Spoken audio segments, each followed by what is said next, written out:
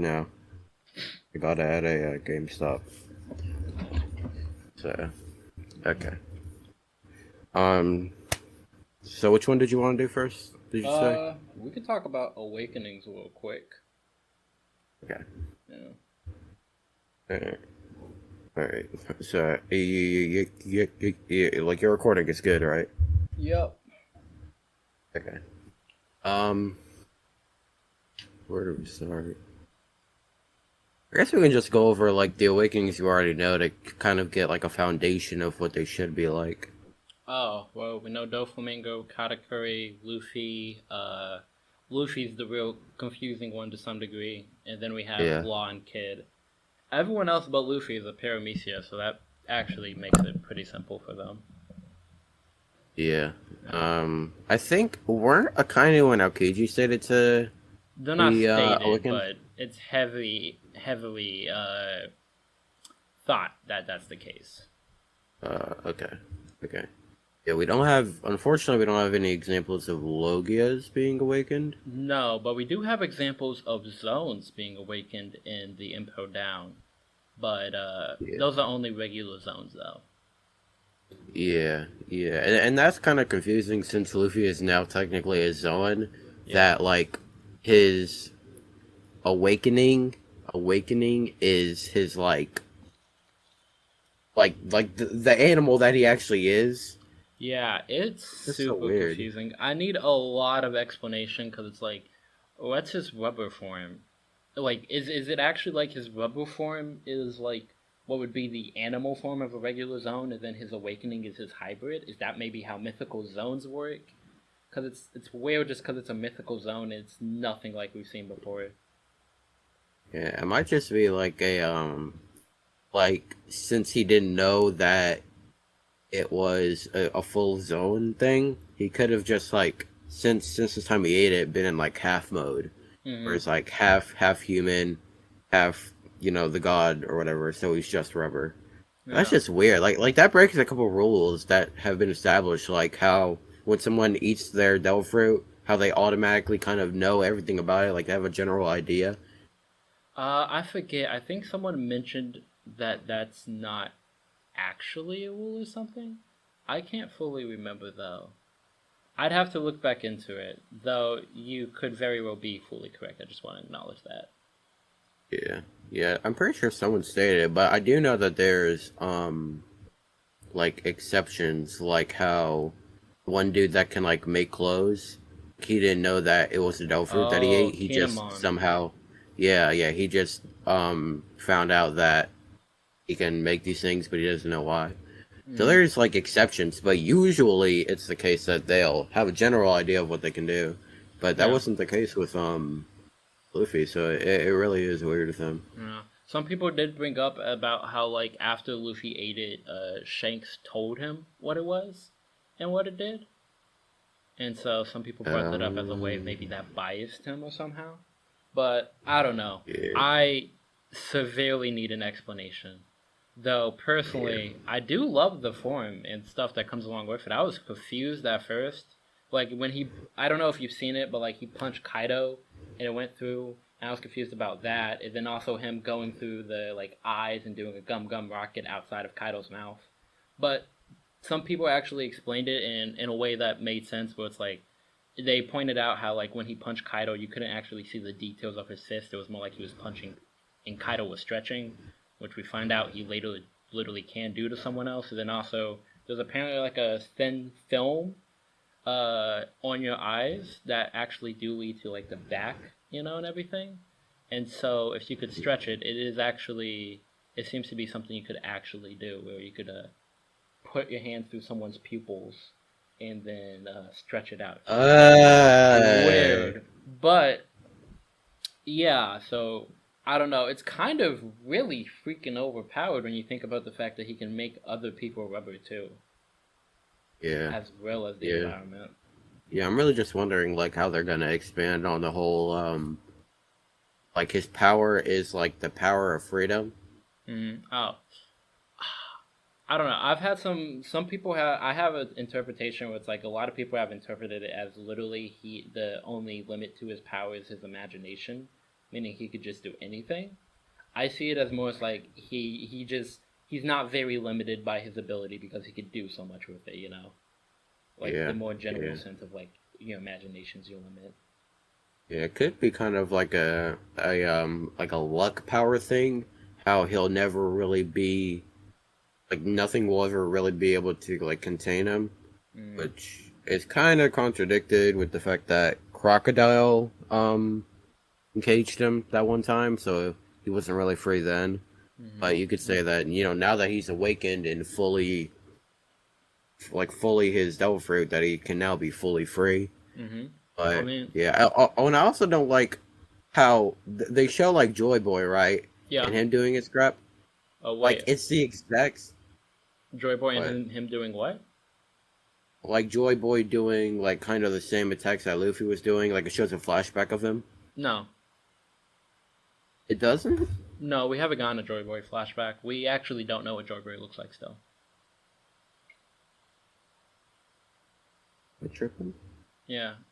I must be tripping. The only thing that I might be must be. related to Joy Boy is when Jinbei was talking about the sun god Nika. He there was a silhouette of someone who looked like they were dressed more like one of the Shandorians, and then also with like a spear that was like bent into like a rainbow-like shape. But outside of that, yeah, we haven't gotten anything with Joy Boy. Hmm. Okay. Well then, never mind then. Yeah. Okay. So I guess all that we really know about awakenings we don't know anything about Logia. No. Zone usually it's just they become that big retarded thing. That's the Yeah, only thing I've really seen. yeah, that's the Um. only thing we've seen. I'm Yeah. thinking because of Luffy that it might be different with mythical zones specifically though. That's what I was thinking. Yeah, it might be different with ancient and or mythical zones. Yeah. But yeah, it's also kind of implied that that's the way for all zones, like or all regular zones, because Chomper's monster form, Yeah. kind of like the impel down creatures, it just wasn't fully that big or whatever. Well, actually, I think his monster form's bigger actually. They're bigger than the jailer beasts. Yeah, I think so because the jailer beasts were big, but I think they were still like relative to a human, a regular human size. So like I don't know, maybe like 10, 11 feet. Like but Chopper in his monster point is freaking huge. He's taller than the Freaky robot, you know? And he's Yeah, more like comparable to maybe like a short giant. yeah, So yeah, he's pretty built. Uh, it's a it's a big boy. yeah. Outside of that, the only confirmed awakenings we have are like outside of the jailer zones are Paramecia and Luffy now. Yeah, so Paramecia, there can obviously go a lot of ways. The consistent ones, though, are when they make stuff. Katakuri, Doflamingo, they can make dough and string.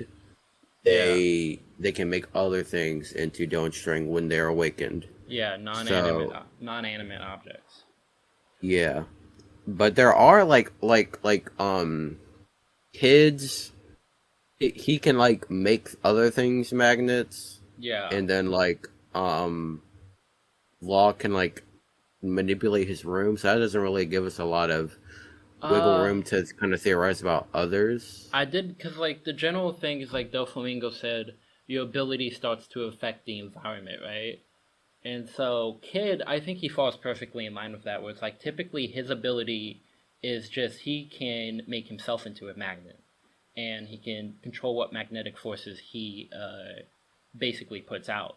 And then with his awakening, we see that he can essentially just do that to other people or other things. I can't remember if it's yeah, other people and other things because he did it to Big Mom and then he did it to like a piece of rubble, and he can assign magnetic forces to them and not just himself anymore.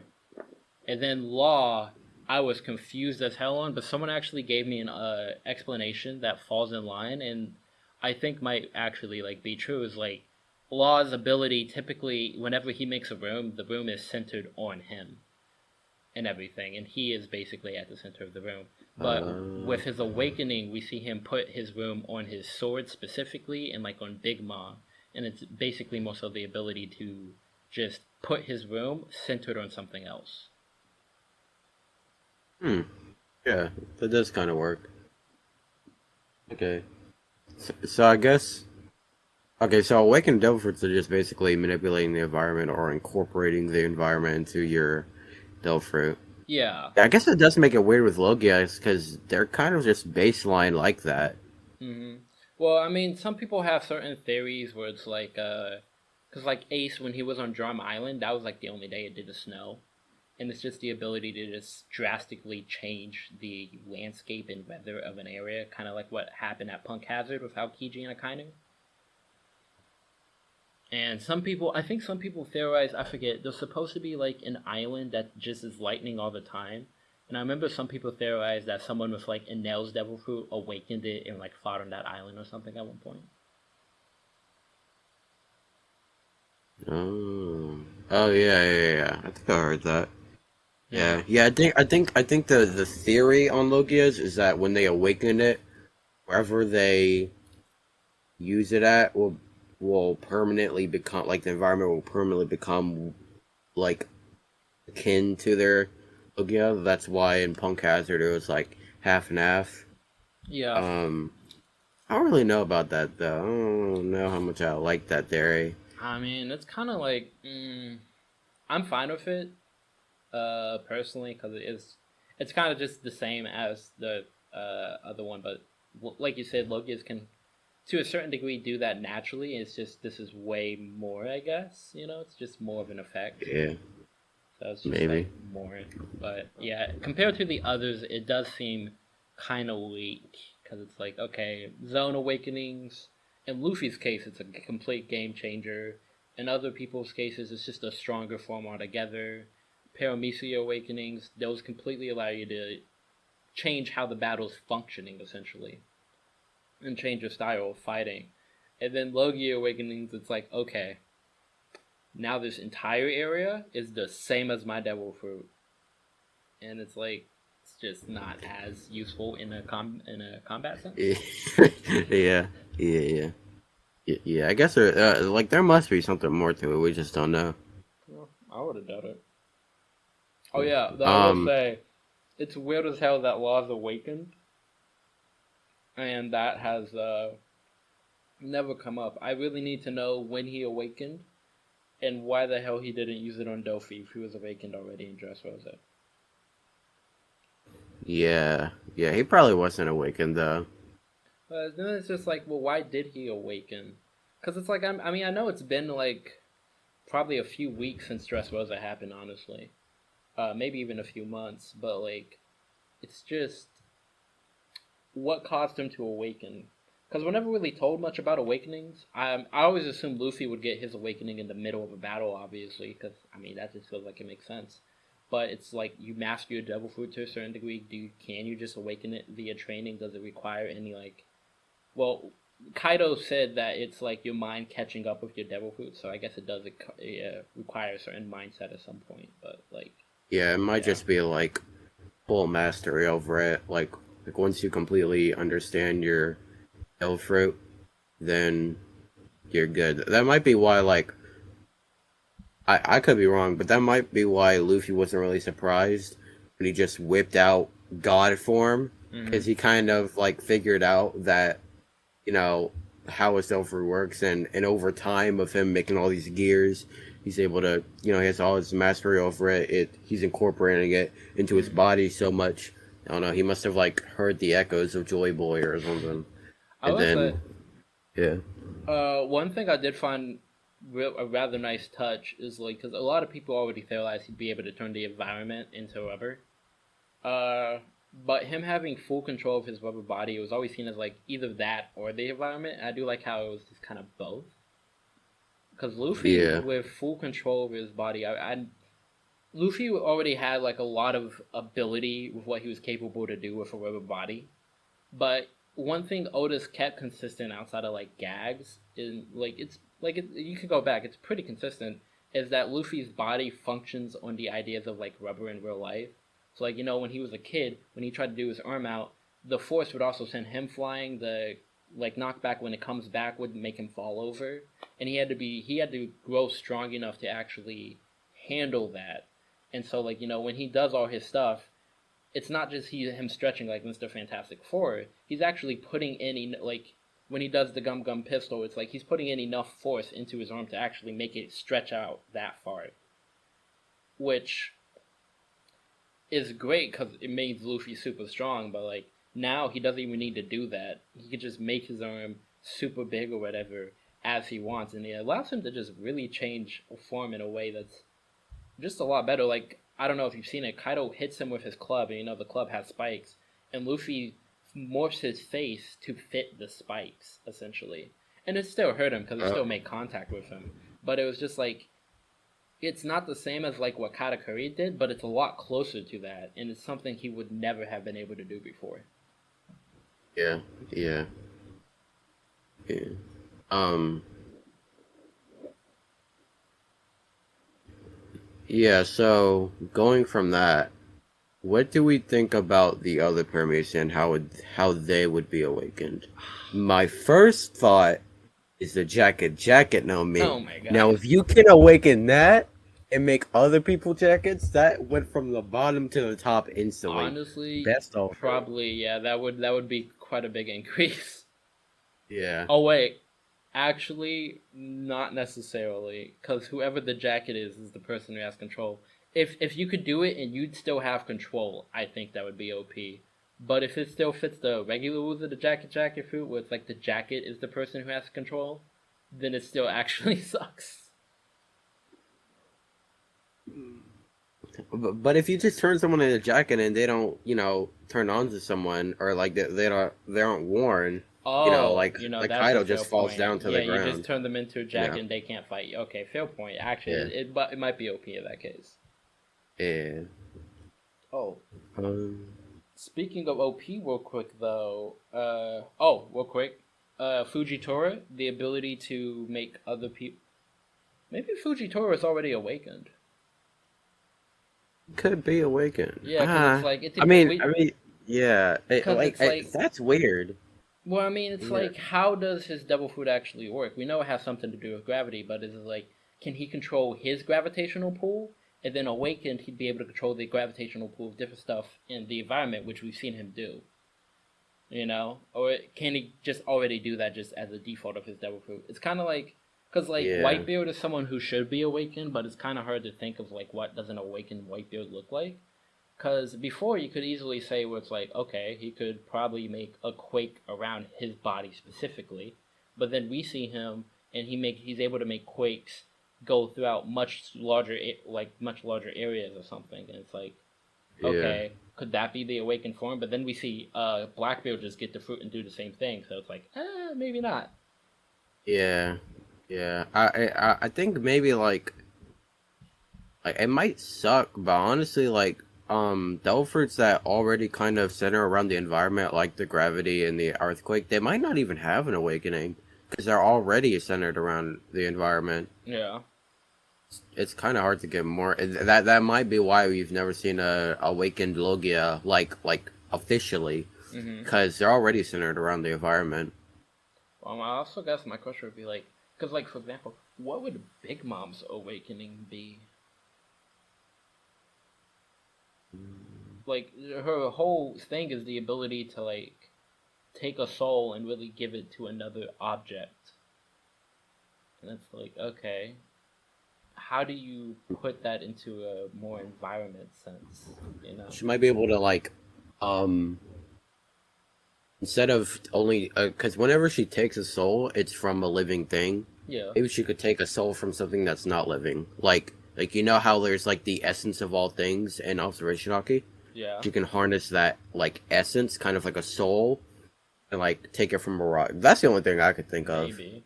Does that mean that Moria would be able to take a rock shadow? Just disintegrate a rock. Probably that probably have to follow that. Yeah. Yeah. I don't know. Okay.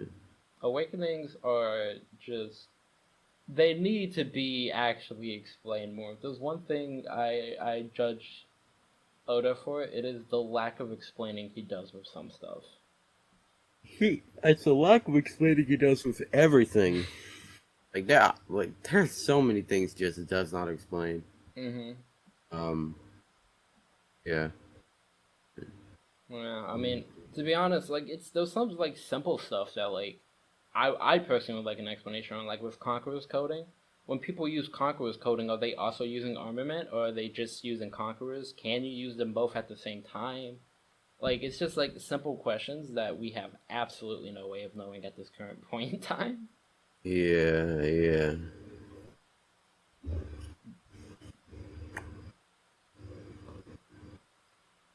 And that makes kind of wait. I think I'm retarded actually. Never mind. Yeah. Okay. About Nico Robin's fruit. That one, I was actually thinking about that one. Well, if I'm correct, Nico Robin's fruit is like she has to be able to see something in order to like grow a hand. And outside of Mm. that, there's like no other limitation to it really. And so I don't know. There's a few ways I think it could go about. Like maybe she could somehow use another. It would allow her to use another person's vision in order to grow her hand, or she can duplicate another person's limbs. Yeah, that's what I was thinking. Either she can just bypass that limitation entirely, or she can grow other people's limbs. Yeah. You know, it'd be better though if she could coat her arms in hockey. Forget an awakening. If she does that, she's unstoppable. I mean, cause like I remember, cause like, do you know about her Black Maria fight? No. Okay, in her Black Maria fight in the manga, she makes like this giant devil that's really like all black, and people thought that was hockey. Oh It's not yeah. hockey, yeah. And like I kind of realized something when thinking about that, and it's like, for the most part, she doesn't actually need hockey because she uses grappling techniques and stuff like that, and holds as opposed to something that hockey would be useful for, like punching. So like she could use Yeah, it with that's a true. slap, and it would be useful anytime she fought someone who was a Logia, obviously. But outside of Yeah. that, it's like her main techniques actually don't really involve hockey. Yeah, that's true. That's true. That's No, true. don't need to. Oh, except she actually does do like that palm hit thing quite a bit, so like that would actually be useful for that too. But Yeah. oh yeah, I was also man, you know how Usopp has observation hockey, right? Yeah. He never used it. He never uses it? He hasn't used it since Dressrosa. They sleeping on my boy Usopp. I've been waiting Man. for it so much. Him and Nami, just Nami had a great character moment this past arc, but fighting wise, I don't think she deserved to win. I don't like the fact that Zeus is now a like you can't dodge this attack. I mean, plus on top of that, it's like Page One and Ulti versus Usopp and Nami sounded like such a fire fight. I was so ready for it. We have Nami with the Zeus upgrade and Usopp with observation hockey that he could have been training for the past who knows how long. And it's like, I was just so ready, and it did not get done. Big Mom took out Page One. She hit Ulti with straight on with an attack. Ulti got back up and survived. And then Nami took her out using non missable attacks with Zeus, and it's like, it was just a fumble. Dang. Yeah, they fumbled the ball on that one. They did. Though, I almost forgot. I was trying to get to it earlier. Have you seen like the Green Bull like page with him and Queen and King? No. Okay, well he basically beat them, and I actually just made like a small TikTok about this, cause it's like obviously the first thing that happens are people are jumping to like Yonko commanders don't stand a chance against admirals. In which case, you already know I don't believe that, and it's like I don't believe that. Oh, have you seen some more of the light? Anyways, but like whatchamacallit, it's just like plus I don't know what's in the chapter fully, but I don't like from what I've seen, I don't know the context. I don't know what kind of shape they were in prior hand. I don't know if they know about his devil fruit. Yeah. I don't know if he caught them off guard completely. And it's just like we saw like with Dofi versus Doflamingo. I mean Sanji versus Doflamingo. Sanji got so much crap for how that ended, but honestly, he probably like if you gave him a round two, same stuff, like same day, but like they were just like back at full health or whatever. He'd probably do a lot better just because he knows what Doflamingo's devil fruit is. Yeah, that's true. Yeah, it's like Yeah. imagine fighting Aokiji and you don't know his devil fruit, and you go to punch him, and upon contact he freezes you to death. Yeah, It's yeah. like there's not much you can really do about that. Especially that could very much be the case considering that Green Bull is only been an admiral sometime within the past 2 years. Yeah. But Um like, yeah. yeah, and that's the other thing with that fight. Like, haven't King and Queen been fighting people like Zoro and Sanji, and like they've been fighting in the war, Yeah. or in this Wano war, and The then only they lose to problem Great with Bull. that is like it's been a week, and so it's kind of tough because it's like Sanji seems to have recovered. Of course, Queen got defeated by Sanji, but we don't know who really took the most damage in that fight. And then also, Zoro just woke up, and so there's a certain grace period where it's like they could be pretty healed up actually, given the fact that they were ancient zones, Oh, and it's been a week. okay. But we honestly, there's just no way of us actually knowing, I guess, because it's like, Yeah, I didn't how know deep that. I did thought Zoro this cut whole him? thing. Yeah, I thought this whole thing was happening all at once No, in a honestly, if week. it was happening all at once, I don't think anyone would have that take. Yeah, Because it's like, I yeah, mean, shoot.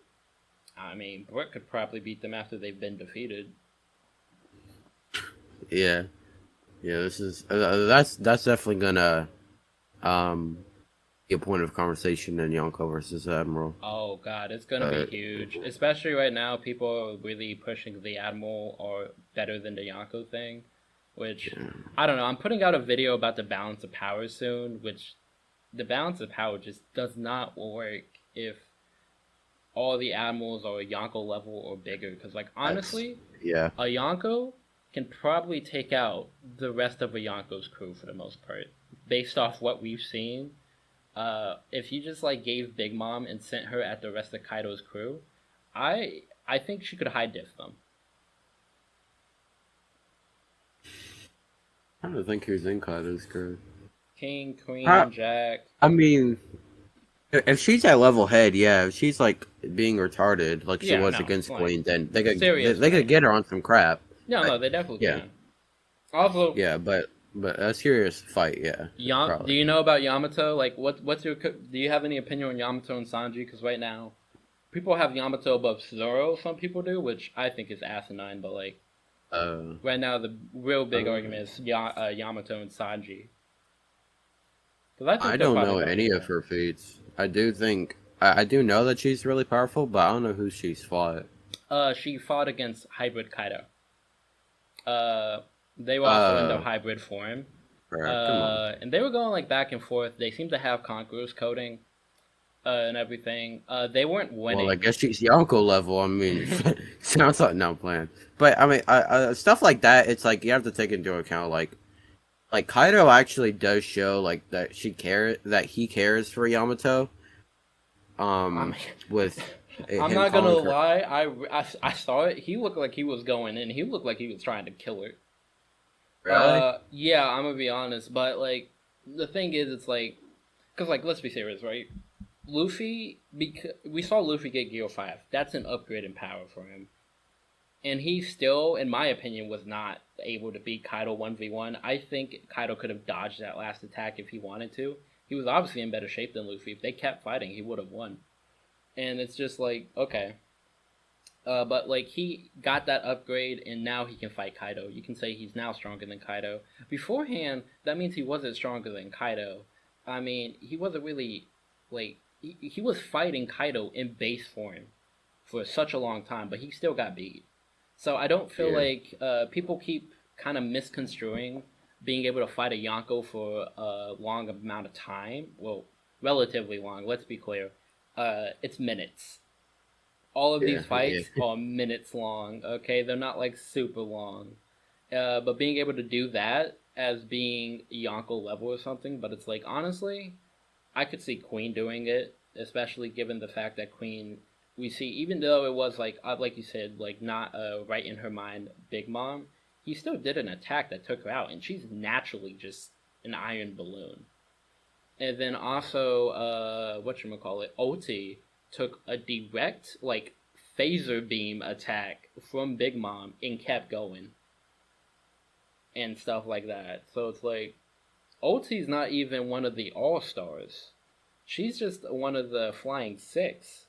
And she took a direct attack from Big Mom, a serious attack, and kept on trucking. Seemingly, like, obviously injured, but, like, fairly still good to fight. And it's like, okay. So when you have someone who's, like, that much lower on the totem pole, what does that say about someone like King? And especially, like, Zoro since Zoro has Conqueror's coding, I see no reason why he couldn't fight Kaido the way base Luffy was doing. If not better, because I feel like Zoro's stats are probably better than base Luffy overall.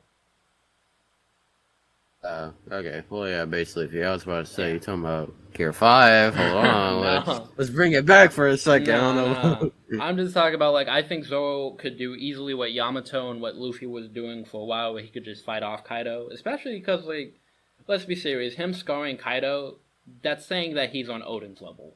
That is the only point to that, is to be like, yo, this guy has reached Odin's level. Because Odin only did that. That was his last attack against Kaido. That's when that happened. So, Yeah, yeah, I was about to say that was like his all force, all energy into this one attack, and kept fighting after his attack. So yeah. And so it's like, if Odin can fight Kaido one-on-one, which he factually did, then Zoro should be able to do so too. And it's like, Odin at that point, he just got Conqueror's coding essentially in that attack, probably similar to Zoro, and Zoro now learned to control Conqueror's coding. So it's like, I'd even feel comfortable saying he's above Odin. But like, Zoro, mm-hmm. bruh. Oh my god, no! What are you You don't think talking so? about? You don't think so? Not even like Odin is like so. I think I can't remember what I think I've been told. I'm not gonna like bring it up as like an actual point.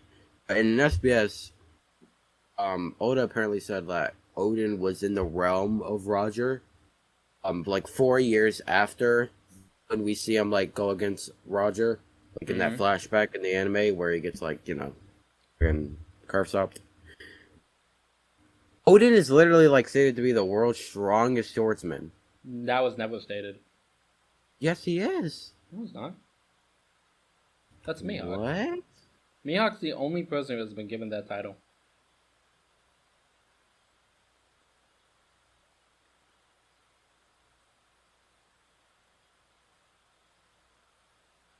Yeah, I'm not saying anything backing that up. I just looked up Odin was in the realm of Roger. Yeah. I mean, to begin with, I don't even know how he'd get that title. He definitely wasn't on the realm of Roger after Roger died, and, like, he just went back to Wano, which is a closed-off country. So he wouldn't have performed anything that would, like, give him that title at that point.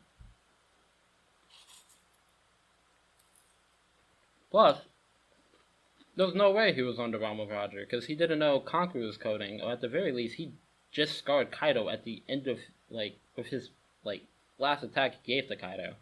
And, like, I remember reading it, and he was like, I just want to scar him, like, I want to cut those scales. Meaning that they were fighting before, and he couldn't. And then he was finally able to.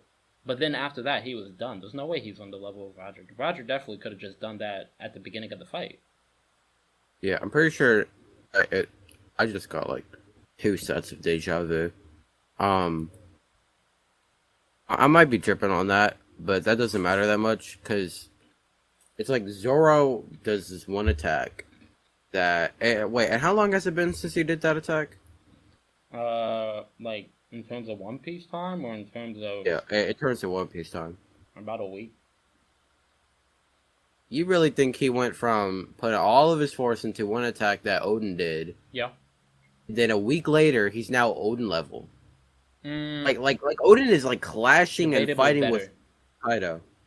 Okay, so Debatably I'm a, better. debatably better. Honestly, I think Odin fighting Kaido probably performs the same way as base Luffy. Even after he did that attack, because he just got that attack off, and I feel like that was especially because before he was shocked when he first saw Roger and Whitebeard not touching blades in their clash, and then like after that, we get to the point and it's like he finally like cuts Kaido. I feel like yeah, that's Conqueror's. He has Conqueror's coding at that point. I feel like he just really awakened to it right there, and so if he continues that fighting, I think it goes the same way Luffy's does, and I think that pretty much is the same way I think Zoro's goes. So it's like, but the difference between Odin and Zoro is after Odin did that attack, he was knocked out. So I don't think he ever got the ability to really get a control over Conqueror's coding, which Zoro did during his fight with King, When Odin and did that's that why I put attack, him he didn't above. get knocked out. No, like right after he got knocked out. That's because of his he thought that his child was in danger or Yeah, yeah, whatever, and then yeah, Kaido like sneak attacked him. yeah. I know. Yeah. Yeah, but that wasn't because of like No, he what was I'm still about saying. to keep fighting. Yeah, no, I know. I just think my point is saying that I think where Zoro's at now. I think Odin would have gotten to it in that fight, but I think he probably would have still lost, assuming Kaido is, let's say, as strong as he is right now. I think he'd probably still lose, because I think Zoro would still lose, and I think base Luffy would still lose. Because at the end of the day, he awakened Conqueror's coding. He was able to scar Kaido. He has no feats that are better than that of Zoro right now. But Except we've it's seen Zoro use Conqueror's coding consistently in a fight, and we haven't seen that of Odin. I think that Zoro is definitely like coming up on. Oh, are you still able to see my face? Yeah. Okay, because I went out of it. I think Zoro is definitely coming up on Odin. Like I think Zoro is coming up on Mihawk, Mm-hmm. but like Odin, they both do a very similar attack. I Mm-hmm. think it's even stated like they even like mention Odin's attack when I think Kaido does when Odin did it or when Zoro did it, right? It like references Odin's attack. He references the fact that like I'm not gonna say he for sure references the fact that Odin scarred him, but he references the fact that Zoro just scarred him, and it's meant Okay. to be a reference to like the only other person who scarred him. Yeah. Like Zoro does that and is done. He just learned Kakurosaki, while Odin has been training for these things. Or like, there's no way that it could have happened, but that Odin went and fought Kaido, and this is like a fine Kaido. Kaido hasn't fought anyone before this. He's not tired. He was chilling, and then Odin came to him and Mm-hmm. starts fighting. So we have an Odin in a better shape. Mm-hmm. This honestly should be a more well. I don't really know how it is with Kaido because I know that Kaido's in like Shanks' his generation.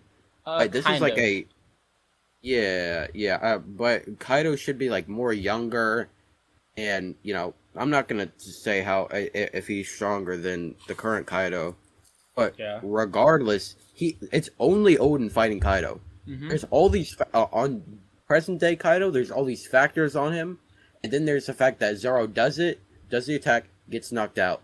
Odin does the attack. The only reason he got knocked out was off some bullcrap with his son. He Mm-hmm. was facing Kaido about to keep scrapping. Uh huh. He was standing up about to keep scrapping. A week later for Zoro, if you want to see he got stronger, maybe. No.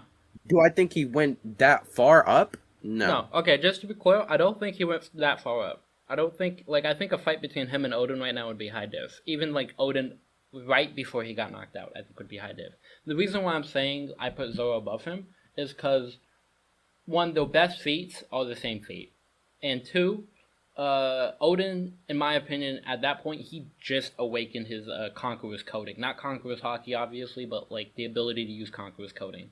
Zoro just awakened that when he did that against Kaido too, but then he was able to go and fight King and thus get a better like control slash mastery of it.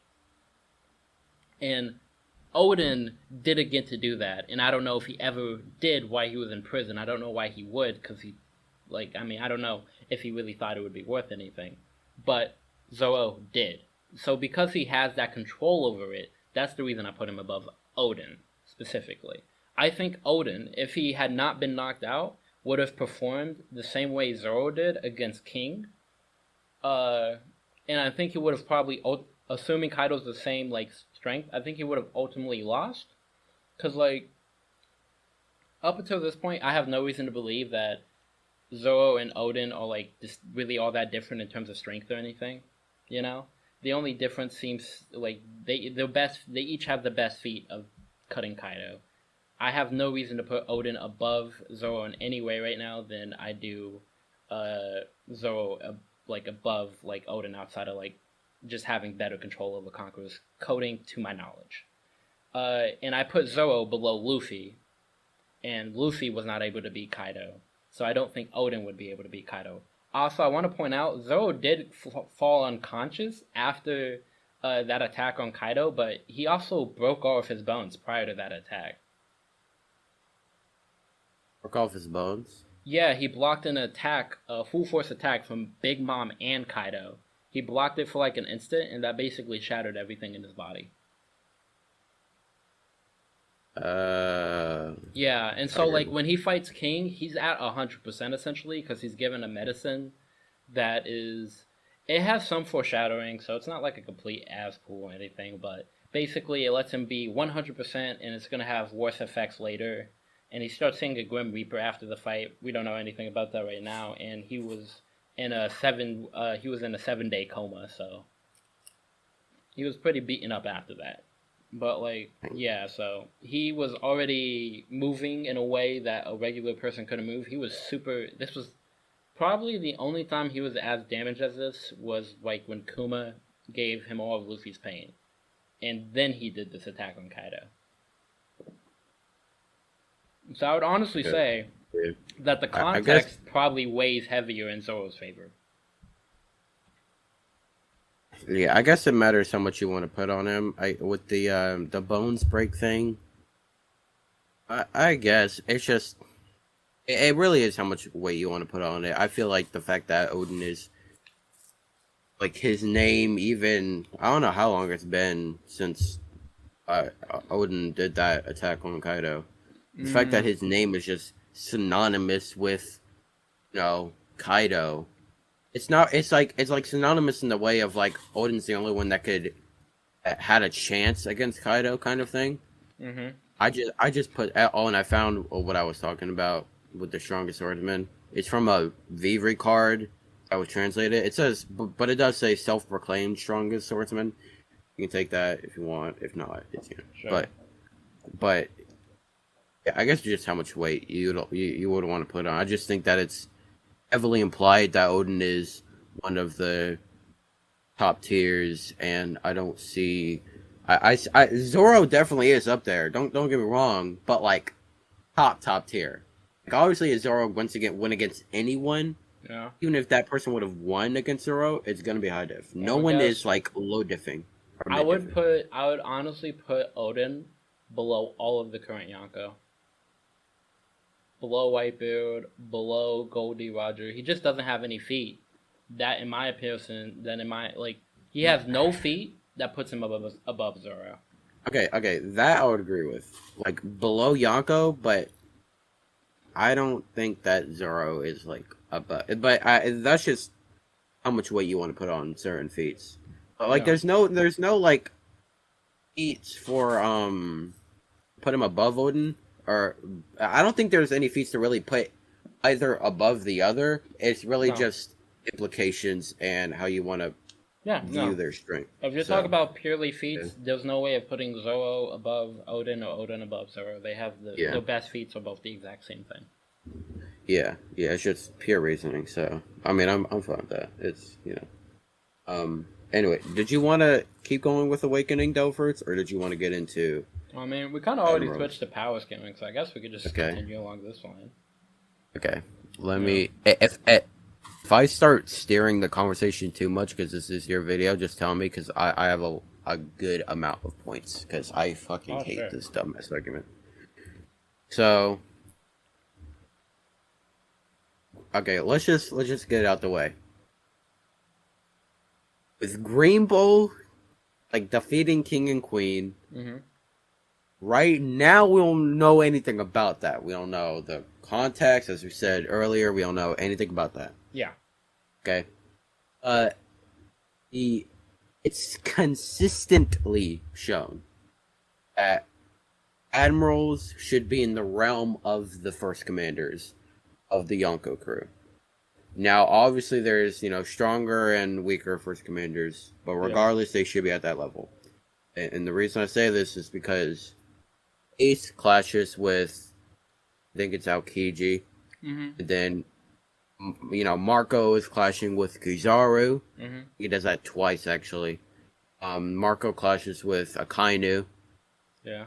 Um, I don't know. I don't think Well, Ace does clash with Akainu. The he only reason loses. Akainu really, yeah, he loses, but that's purely because of Devilfruit. Yeah. That's purely because of Well, Devilfruit. I will say, as much as I am a fan of the, as you know, I always want to say Aokiji was second commander level. I will agree with you because you did help convince me that he's actually first commander level. Is that his clash with Ace was also pure Devil Fruit interaction. Yeah. I don't remember what I said about that, but good. No. Like Aokiji, I mean, it's like, so okay. The main arguments. Let me try and find it actually. Hold on. The main arguments for, let me try and find it real quick. Yeah.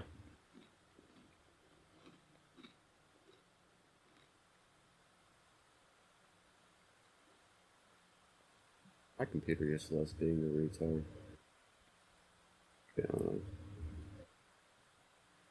Dang. Is this? People like to say off of this. Yeah. This is the translation is wrong, but what he actually says is should I? Well, it says shall I head out? Yeah. He's talking about to Wano, Yeah. and they like to say because it's only Kizaru going to Wano that he's saying he can take on Big Mom and Kaido. Kaido, Whoa, yeah. whoa, whoa, whoa, whoa, whoa, whoa, whoa, whoa, whoa, whoa, whoa! I People just like to can't say believe that. it.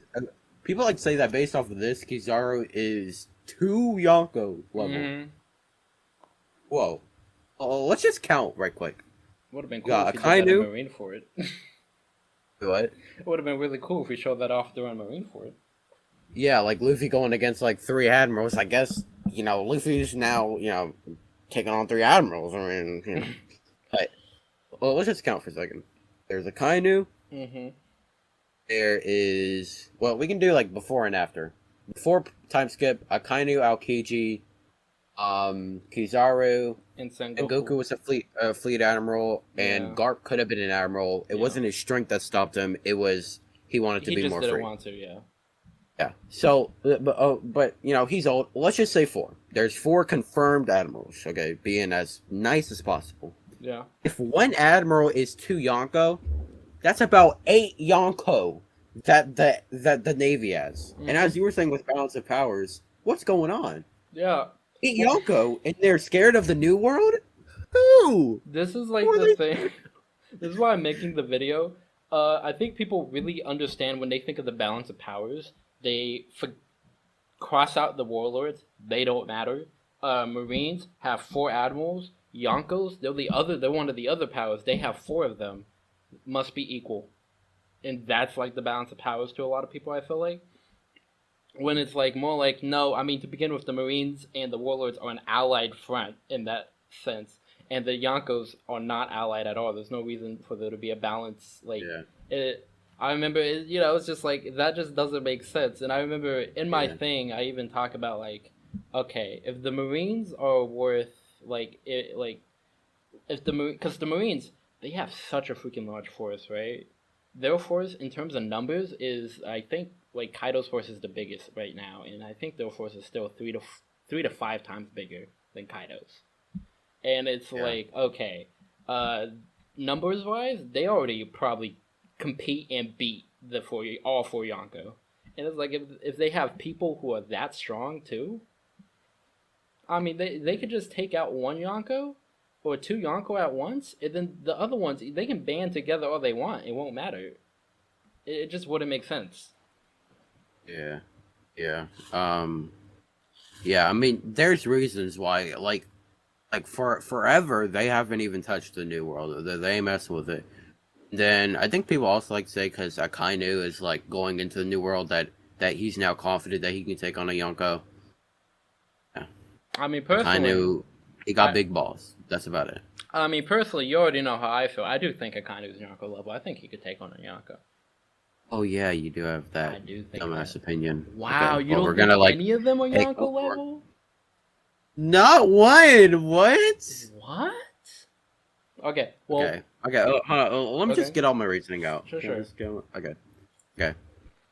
So, let me just. Okay. The reason I don't believe in this scan about Kizaru going to Wano, it is because of what we just said about the balance of powers would be completely out of whack. But it's two other things too, and one other thing I will get to later. But one main thing, Kizaru I think is faster than the Yonko. I think that's just implied with him being the light fruit. Yeah. Obviously, like if you actually do power scaling, then like everyone in the fucking series is like light speed level.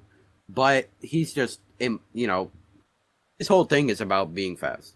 Yeah. I think it's more of a scouting thing, not to mention the fact that if they went and did like a buster call, Island ain't Yonko level.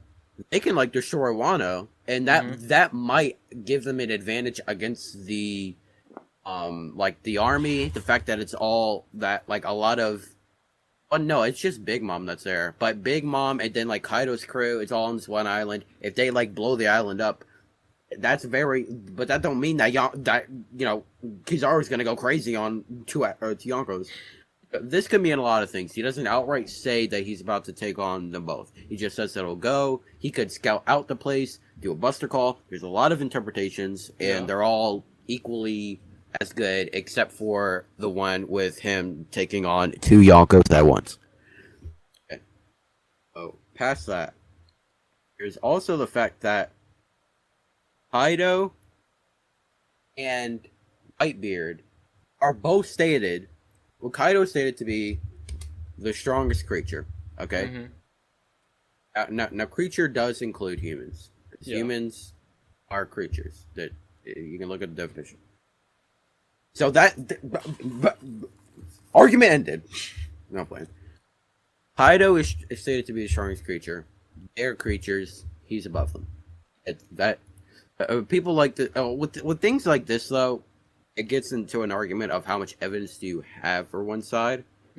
So if you can say, it's stated that he's the strongest creature. If you have enough evidence going towards the Admirals, you can flip it. But there's also the fact that Whitebeard is also stated to be, he's not stated to be the strongest creature, but he is stated to be the strongest man. And in some iterations, he's stated to be the strongest pirate. But, oh my gosh, why is it a J5? I mean, whatchamacallit. This is something that I just thought of, but like Shiki.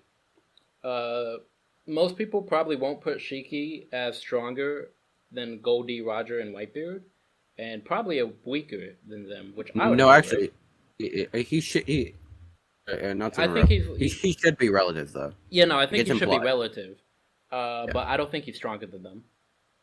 And the thing is, Garp and Sengoku in their prime fought against Shiki at Marineford and destroyed, I think, like half the island, and it lasted like hours.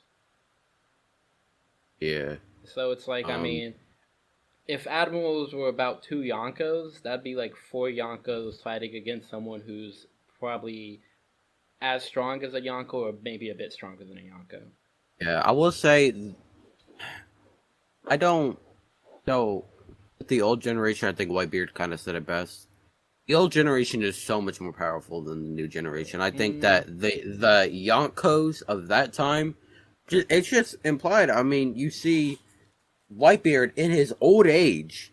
Now, a lot of people like to say that Whitebeard is the only reason he's still stated to be the strongest man is because of his legend, and nothing has. Because he's also stated to be the strongest man in his prime, way back Yeah. when. And that nothing has really contested that over the years. So he's still called the strongest man. It's actually stated in one of the Dado books of V regards that he is the world's strongest man. So I can find that in a second. But so he is the straight up, like, in his old age, he's still the strongest man. And then you have him in his prime, like his prime going against, I think the Yonkos of that era were like Whitebeard, um, Roger, Shiki. I think Big Mom was in his generation. I don't think she was really considered a Yonko though, but she always in the novels it's stated that she always had that land, that whole cake. So she was probably a Yonko too. You have these people. Oh wait. It's all in the. When you say, because I'm looking at Whitebeard's Viva card right now, and it says he attained the title of strongest in the world well before the Great Age of Pirates. Keep in mind, only if it doesn't necessarily mean in terms of power level, take it as you. Okay, but that's translator notes. And that he could destroy the world. That's the translation I'm reading, anyways. Do you have a different translation? Yeah, I think there was multiple for him. Let me find it. Super cool. I do honestly put Prime Whitebeard above Goldie Roger. Yeah. I think I convinced you of that, right? Can I get credit for that? You definitely led to that convincing. I think I was being stubborn when we actually debated that, and so I walked away still believing what I believed. But yeah, no, you definitely helped convince me of that. Yeah, because it's just like, I don't know. What he can do casually, he just can't do it in a fight 1v1, because if he destroys the island, then he dies in the water, and thus draws at best. And like Roger could swim, so it might just be a loss. Yeah. I mean, it's just. I think my reasoning for that. I mean, I still believe it is that they clash hockey wise. Whitebeard and Oda clash hockey wise, and then Whitebeard is basically a Roger, but with the Guruguru no Mi, and the fact that he's stated in that time to be the world's strongest man. Mm-hmm. They definitely are relatives, though. Anyone that says otherwise is retarded. But yeah, I mean, for what it matters practically, they're even. I'd honestly say probably practically Roger's above him, because Whitebeard just can't use the full power of his devil fruit. It just wouldn't make sense. Like if they were on like a continent like North America though, Whitebeard would smack him up. Yeah. Okay, no, I got it. I will say though, I do think out of all the Yonko, Whitebeard at Marineford was the weakest. Thank you. I'm gonna use that as a point too. Can I please? Okay. Right, you see, this is one of the ones that says the most powerful pirate in the world. That would still put him above M, since Kaido is the strongest creature in the world. Wait, what is this? I don't remember what it is. I just say Viva card because they're like the data books. Let me. I think there's a full page. Hold on. Let's see.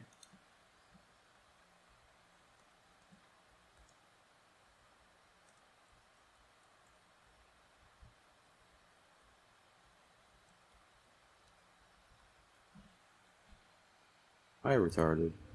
Yep.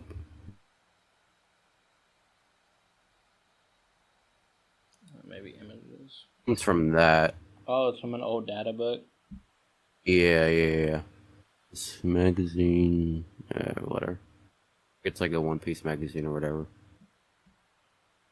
It's like for titles and stuff, when they're said by characters or labels for things. Good, because I also have to. I talked this in my Autoversal video. Well, indirectly, but when someone says something about another, if it's a character, it's possible that it's a label. But if it's a narrator, they don't. They're not infected. Untrue. With One Piece, the narrator in One Piece said that Momo was Kinemon's son, which was untrue.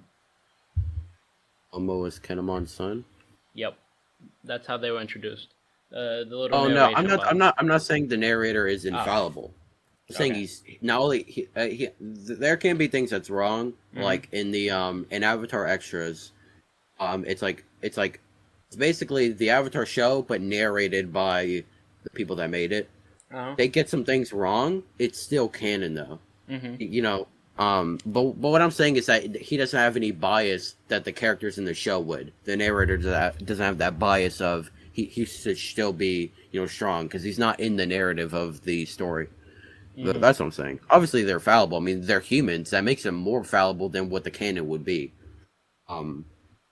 So yeah, but that's all I was saying. But that would still that would put Whitebeard above. I in his old age I mean, above Kaido, who is above them. I don't necessarily agree. Mainly because, to be honestly, this just looks like an introduction of these characters or a reintroduction of them. I'm guessing this was supposed to hype up the Marineford arc and during the time that was coming out. Hmm. And so it's like I don't know. It still kind of feels like one a title. Two, there was already incorrect information up there about Luffy eating the gum gum fruit. That's just me being petty. But and then also three, it depends on what you mean by most powerful, because yeah, being the most powerful doesn't mean you can defeat everyone in a 1v1 fight. It depends on what you mean by Oh, powerful. You know, like that's in terms of yeah. causing pure destruction, I think Whitebeard, even in his old age, is probably the most powerful person on the planet. You know, he could I definitely sink an actually island faster than any of the other Yonkos. okay. Yeah, I was actually thinking of that earlier. Let me Plus, I see. mean, you gotta also you have to look at the story still. Like, there has to be some consistency, and it's like he wasn't able to use his conqueror's hockey properly. Marco talked about how he wasn't able to use his observation hockey properly. Like, even if he's able to output the same amount of power as what he used to, which, given that he can't use his conqueror's hockey properly, I'm not inclined to believe. His endurance was shot. You Yeah, know. yeah. I will say like the Whitebeard that we saw. I think that prime old Whitebeard.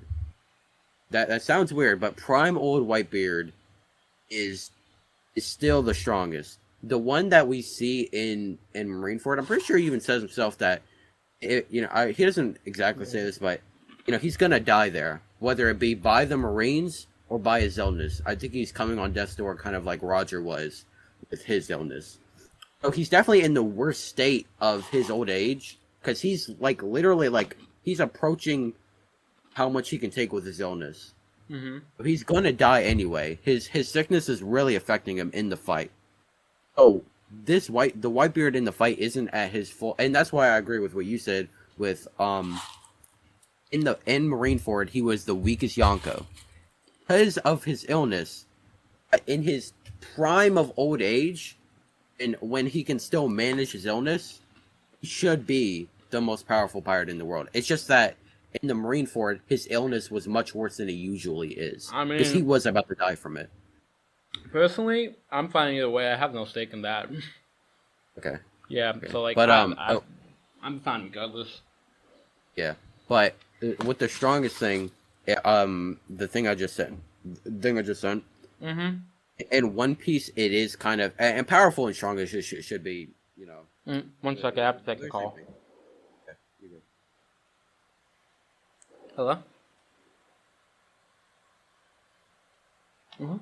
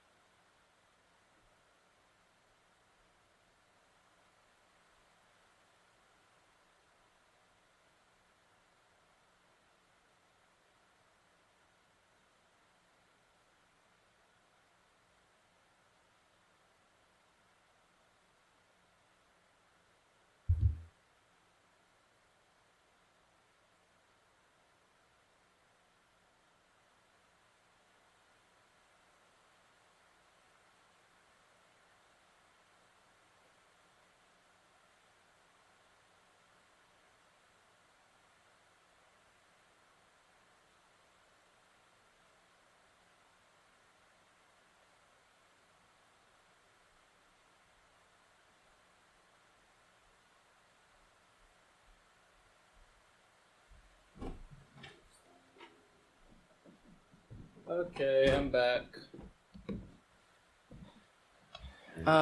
Okay. So yeah, so powerful and strongest should be just synonymous. And in the novel,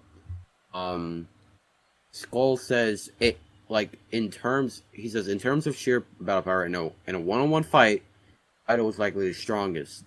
So the strongest statement is coming from not the viewpoint of pure power, but from the viewpoint of A 1v1 fight. fights. Yeah. Yeah. So in One Piece, it does work that way. Just for anyone that was also thinking that. So okay. Yeah. Okay. So it's just consistent that the Yonkos. The only time the Admirals are said to be the strongest of anything is in the Marines. They're just stated. Yeah, they're only stated to be the strongest force in the Marines. Yeah. While the Yonkos are consistently their titles. Oh, and by the way, Big Mom clashes with Kaido heavily relative. Like I think that I should have arguments for Big Mom, but Kaido is obviously better, being the strong creature, but they are really relative. Obviously, so also put Big Mom above, them. So they're just consistently stated to be the strongest out of everyone, while the Navy Admirals are consistently boxed into the strongest in the Marines. Yeah. They consistently nail in that point. Okay, yeah. So, what was my other one? Oh yeah. The two that it's hard to get. So, it's pretty clear cut with Whitebeard. Whitebeard like literally beats Akainu. People like to say that Akainu got more hits off or whatever. But in the end, Whitebeard did win the fight. Yeah. So and plus, as he's the weakest Yonko at this point. He's about to die. Yeah. It's hard to get. First of all, we don't know nothing about Blackbeard. We don't. Well, we know about him. We just don't know how powerful he is. Post time skip. Yeah. No, he got his cheeks clapped by Sengoku in the Marineford. Did he? Yes. How? My man walked away from Marineford. Walked away, but Sengoku went and his whole career at the same. Sengoku really did a Magellan on him for real. In Marineford, I won't deny that, but in all fairness, they were starting to fight Garp and Sengoku, and they were going hard, and they were keeping up. So I would say his cheeks were clapped. He was getting his cheeks clapped. Blackbeard kind of sucked, bro. Like for real. Like Marineford Blackbeard. Like in your best feed, it's like against Ace. People don't give Ace enough credit. Okay, but Ace is good, but in the terms of Yonko and Admirals, that's what I'm saying. Yeah, but it doesn't matter anyway because we just don't know how powerful he is now. So, so just ignoring him, Shanks is weird. So there's this new, and where did I put it? Retarded. Am I retarded? When I send that? Yeah. Are you able to see that, or does it pop up as a file? Okay. Look at the bottom left. I don't remember what this is from. I think this is a new thing. It could not. Actually, no, it's not. It's from chapter 9 or 3. Oh yeah, I see this. Yeah. Despite this just fully debunks the whole 2 Yonko equals 1 Admiral thing. Yeah. Despite being the only Yonko not to have a devilfruit, he's powerful enough to fight against Marine Admiral level. Now, this does not put him at a maximum ceiling of Admiral level. No. Puts him in. This puts him at more of a minimum of Admiral level. It just says that he can fight on their level. I mean, honestly, it's just it feels just kind of like hype, Yeah, that's. What you mean? Yeah, what I'm saying is no, just to be clear, I'm not disagreeing with what you're saying. I'm saying that this statement right here, it feels more like rather than trying to make a statement, it's just hyping him up. Where it's like, yo, this he's the only one who doesn't have a devil fruit, and yeah, he can perfectly fight on Admiral level.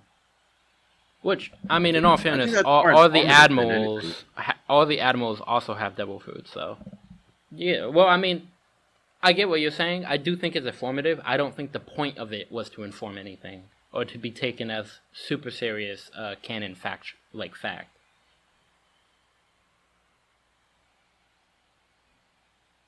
for example,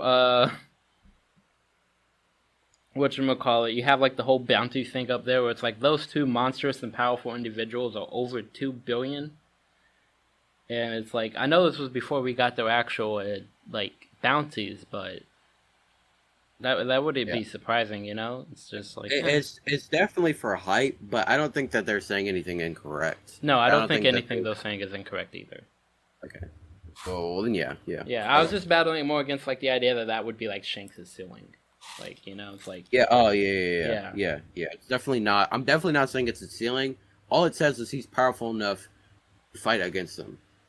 That just means that at the very minimum least... The main reason I have this is to fully debunk the whole 2 Yonko equals Admiral thing. Yeah. If that's the case, and Shanks shouldn't be able to fight, you know? I mean, it's just nonsensical. I mean, you have stuff like this. You have the titles, like you said, which is honestly, it's an argument I've never heard before that was actually really good, convincing. And then you also just have like the actual story and what we see the Admirals do in Marineford. No one is gonna say Marco can beat an Admiral, and let's be honest, Kizaru and Marco, they weren't doing anything to each other at all. They were just canceling each other out. So like, the idea that Kizaru was fighting an Admiral, and I mean, stronger than a Yonko. Plus, Rayleigh, I forgot, old retired Rayleigh. Kizaru stated that Rayleigh was keeping him at bay. Yeah. So it's like there's no way he's like 2 Admirals. Yeah, definitely. I mean, and the other argument I was thinking of is, let's say for a second that Kizaru, the 2... Oh, yeah. Well, let me bring this up first. I already did that. I'm retarded. Okay. This is because I've actually had this debate before. Because some of the things I'm bringing up, I've actually had the displeasure of dealing with. Okay. The other thing that I've seen is because of this, like Kizaru dodges Whitebeard's. I hate this. He dodges Whitebeard's slash and hits him. So Kizaru, but that's like 1 feet. First of all, not just that. This is a sick and severely injured Whitebeard, and it's like, okay, come on. Like we saw freaking Scabbards dodge Kaido's attack. It's like dodging an attack means nothing. Yeah. This is a bad argument. But let's say, because the main arguments for Admiral over Yonko comes entirely from Kizaru, with one coming from Aokiji when he dodges Whitebeard's, or he like makes that hole in his stomach because Whitebeard had put hockey on his thing. So I'll shut the fuck up. People use that to justify Yonko? Yeah, Admiral, yeah. But let's just ignore that for a second. I might get to that later. But let's say Kizaru, right? Let's say we allow these 2 things. The 2 Yonko thing about him going to Marineford. I mean, Wano. And the one in Marineford. Mm-hmm. I would just put Kizaru above the other Admirals. Well, see, that's the thing. Because, I mean, you know me. You know me and my opinions a little bit. The 2 things I've always fought back against are like, 1, a Yonko commando can't fight an Admiral, and 2, that the Admirals are the same in strength, because I strictly do not believe that at all. But it's because so many people have the Admirals as being... Because, like, there's a few different ways you can view relative, right? Like, a lot of people would consider the monster trio to be all relative to one another, right? But Luffy is obviously stronger than Sanji. Move up by a nice bit, yeah. Yeah, you know, it's like... And the way that really works is, like, you know, Sanji is relative to equal with Zoro, and Zoro is relative to equal with Luffy. and so it's like that. Yeah. But generally, you'd accept them as like relative, and it's like you could say the same thing for the admirals, where it's like, yeah, they can all be relative to one another. That doesn't mean that they're all the same strength, and Yeah. that like it's like a fight can go either way, just depending on whatever. Like, where you get the point. And so it's like because people don't ever get out of the view of like them all being the same strength. Whenever any admiral does anything impressive, that applies to all of them. Yeah, yeah. I will say, I'm joking with this argument for anyone that can't tell. Kizaru is not above Yonko by himself. But what I'm trying to get at is that even with this, even accepting this, which will never ever happen, it still really doesn't even work that much. Mm-hmm. But I think they're relative. But people that say like they're equal, Yeah. what is you doing, bro? What is you doing? I mean, You doing too much. it's just not something that I feel is strongly supported, really. Yeah, yeah. Yeah. I mean that's basically it. It's just implications. The feats. Those are the three main reasons for Admiral. Oh yeah, let me bring up that Aokiji crap.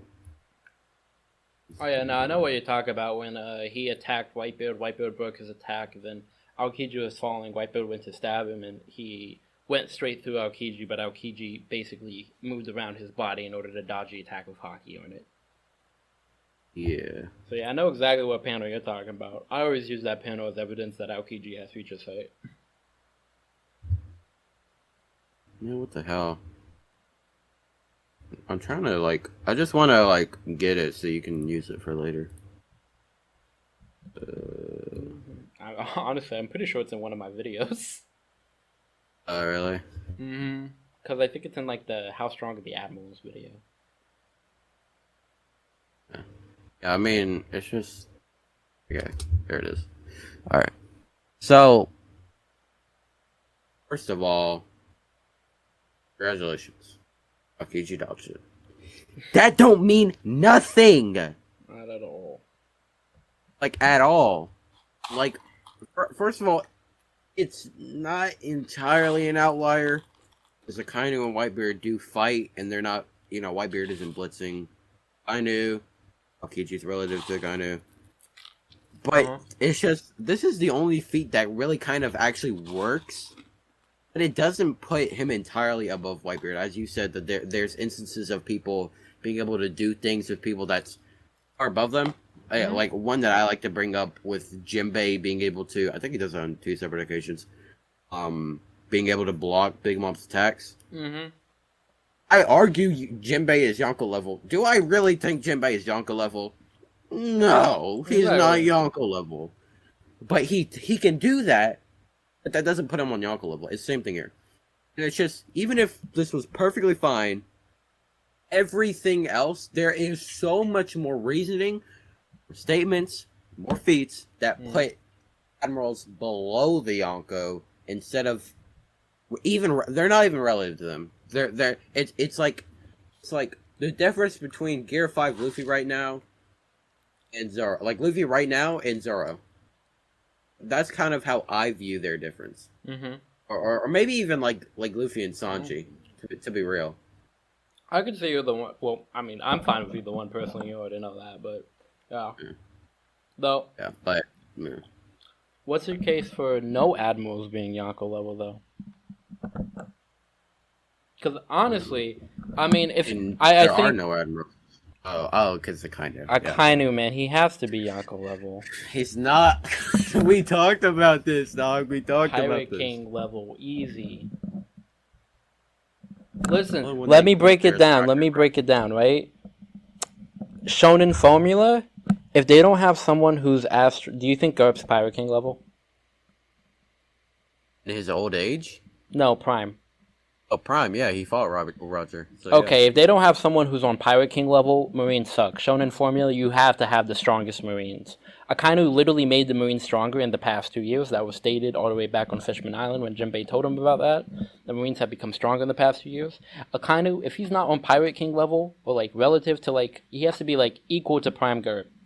Otherwise, trash. Throw the whole thing away. There's no point in defeating the second best Marines. You have to defeat the best. That's how shonen work. Okay, that's just how it is.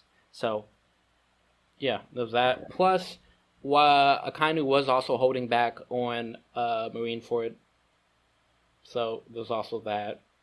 And he kept fighting after the whole stuff with Whitebeard too.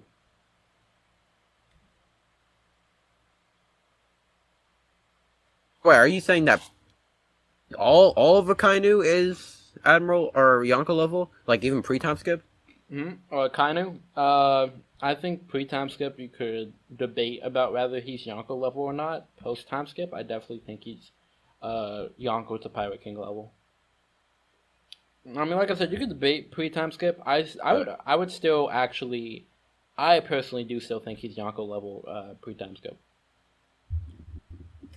I think There's nothing that says that. That's basically just going against everything I said, bruh. Well, there's one thing. That's basically hold saying on. Admiral is Yonko level. No. One, because I see him as the strongest admiral. So I personally like his feats don't equate to the feats of other admirals, in my opinion. They do. No. His feats don't. He's so relative to Aokiji. What are you talking about? Oh man, we're gonna get back to this. Aokiji and him, listen, they're relative in every sense except for their devil fruits. I think them fighting each other is really equal, but that's because the devil fruits cancel out.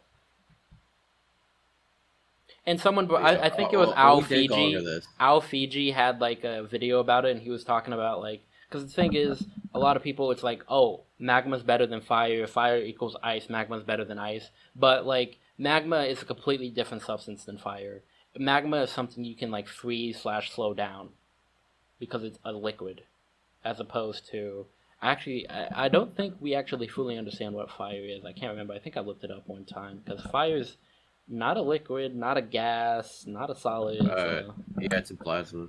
Fire's plasma. So it's like, they're completely different substances that would interact with ice in different ways. So, the thing is... Yeah, that's like, a weird argument. Yeah. The thing is, it's just like, the devil fruits, like, he just doesn't have the same risk as someone else fighting out a Kainu. Look. Oh, that's what you're saying. Okay. Yeah. Well, it's just like, because a Kainu's attacks, since he can counter them, they're not as dangerous for him. Like, it's like, okay, if, like, anyone else fighting a Kainu, if they don't have the ability to counter that magma in some way, he's way more dangerous. I think his devil fruit really pushes him to that upper edge. That's the whole reason. Because it's like, okay, he gets a solid hit on you, you're probably done, Like, what happened with Ace? One punched Ace straight through the gut. It's like, okay. Of course, this can change if it's confirmed that Haki actually does give you somewhat of a resistance to fire, which hasn't been confirmed yet, but still very possible. Look.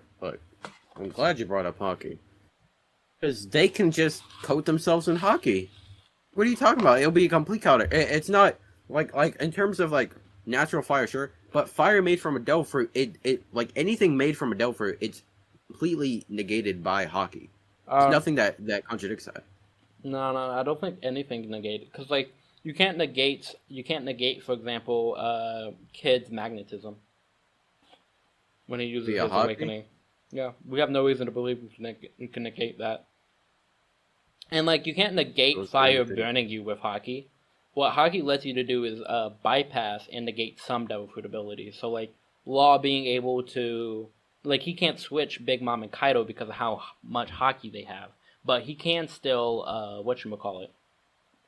he can still use his Gamma Knife on them and stuff like that despite their Haki. And also like a Logia user can still use their element to hurt you. They just, you can just touch them without being hurt, essentially, with Haki. That's kind of the way I've always interpreted it, where it's like, if Ace were to attack me, right? If I get hit by his fire, it still burns me. Unless Haki's heat resisted, in which case this isn't the case. But if I get hit by his fire, it still burns me. But I can just hit him back. It doesn't just make his abilities just not affect anymore. You know what I mean? Because otherwise, when you touch because otherwise, like if you were to like grab Luffy when he's stretching it, in that sense, he should no longer be rubber there. In which case, I don't know how that would work with his body stretching at that current moment point in time. You know? I think that's different now that he's a zone. Like when you touch a zone, they don't revert back. Like their entire body is just. I Oh, don't think it. that's another point. Marco. His What about devil it? fruit abilities to heal don't seem to be really affected by hockey all that much. Based on what? I forget what I saw. Wait, did I see any? Actually, oh shoot. Oh, actually, never mind. Yeah, I think the only time we really got a clear hit of something like going through him with hockey or anything was actually when Gart punched him. Which, in all fairness, now you could construe that as Garp using Conqueror's hockey. Just gonna put that out there. Because, I mean, let's be serious. But There's you no would have way he saw the doesn't have Conqueror it. hockey. Hmm? You would have saw if you're talking about like when he coats his hand in Conqueror hockey. Yeah. Wouldn't you have seen it though? No, they didn't have Was that even a visualizations for thing back hockey. there though? They didn't Like have back in any Marine Corps. visualization for hockey back then. Yeah, but that's argument hockey. But I'm saying it's like the idea of coding Conqueror's hockey. I don't think Oda even really made that back then. I have no 20 years clue. ago. Because, like, he did have Shanks and Whitebeard already do, like, that clash that splits the sky that we see when Conquerors clash. That was back then. Yeah, Oh, yeah. Shanks and Whitebeard. Yeah, Shanks and Whitebeard did that, and Uh, then, it's Luffy did already have Conquerors at that point. well, I mean, Conquerors was the thing, but I'm talking about like coding it in I honestly, your I thing. will say, I do have a feeling it was already planned, because, in all fairness, there's no way Oda gave the idea of Conqueror's hockey to an editor, and the editor was like, yep, don't need to improve that, because Conqueror's hockey is kind of trash otherwise. It's pretty garbage. Yeah. Yeah, it's not really special if all you can do is knock out people who are significantly weaker than you. Yeah, I don't know, but okay. What the okay? What was your points? Kid with the magnetism. The hockey. It's not really shown. Really coats like your outside. That's only what where we're shown. There's no real reason to coat your like organs or whatever, right? And that's the other reason why. So his magnetism can just work on your whole body, including the parts that aren't hockeyized or whatever. Fire, when it touches you, it's gonna heat up your insides. It's called convection. It travels from the hockey inside. It's just like Oh, the fire. Okay, yeah. yeah. So with those kind of things, it's like their whole body is like. Well, okay. Well, first Hold the only on. person Wait, actually yeah, you covered this. I thought this was But a bit because I thought your argument was like that hockey cancels out the devil fruit powers altogether. it does, but I'm saying like in terms of where the hockey is. Like if it's the magnetized if it's touching if the magnet thing is affecting things that aren't hockey, and the hockey's not gonna cancel that out. It has no reason to. Okay. That's Well, what I'm saying. I mean, the way I see it's like, for example, let's say you had a full body armament hockey and Kizaru shot a laser at you. I think the laser's still going straight through you. No, it's not. It is. It so is. No, it's not. Otherwise, Kizaru sucks, but like, nah, it's definitely going straight through. The reason Kazara wouldn't suck is because he's fast enough to get that off on you before you can Eh, make the hockey. I guess that's a fair point if you don't have future sight, but like, nah. I'm saying it goes straight through. No, bro. No, Yeah. that would put like Kizaru's little light. Like, you talking about that little light beam, right? That little Yeah. like laser Yeah. pointer that he Listen, does. I honest to God, I don't think you can dodge. I don't think you can take that attack. I think it goes to, unless you have a specific devil fruit, like Diamond Jozu, perhaps. I think it goes to anyone who gets hit by it. That's why I especially don't see what he did to Whitebeard as a feat.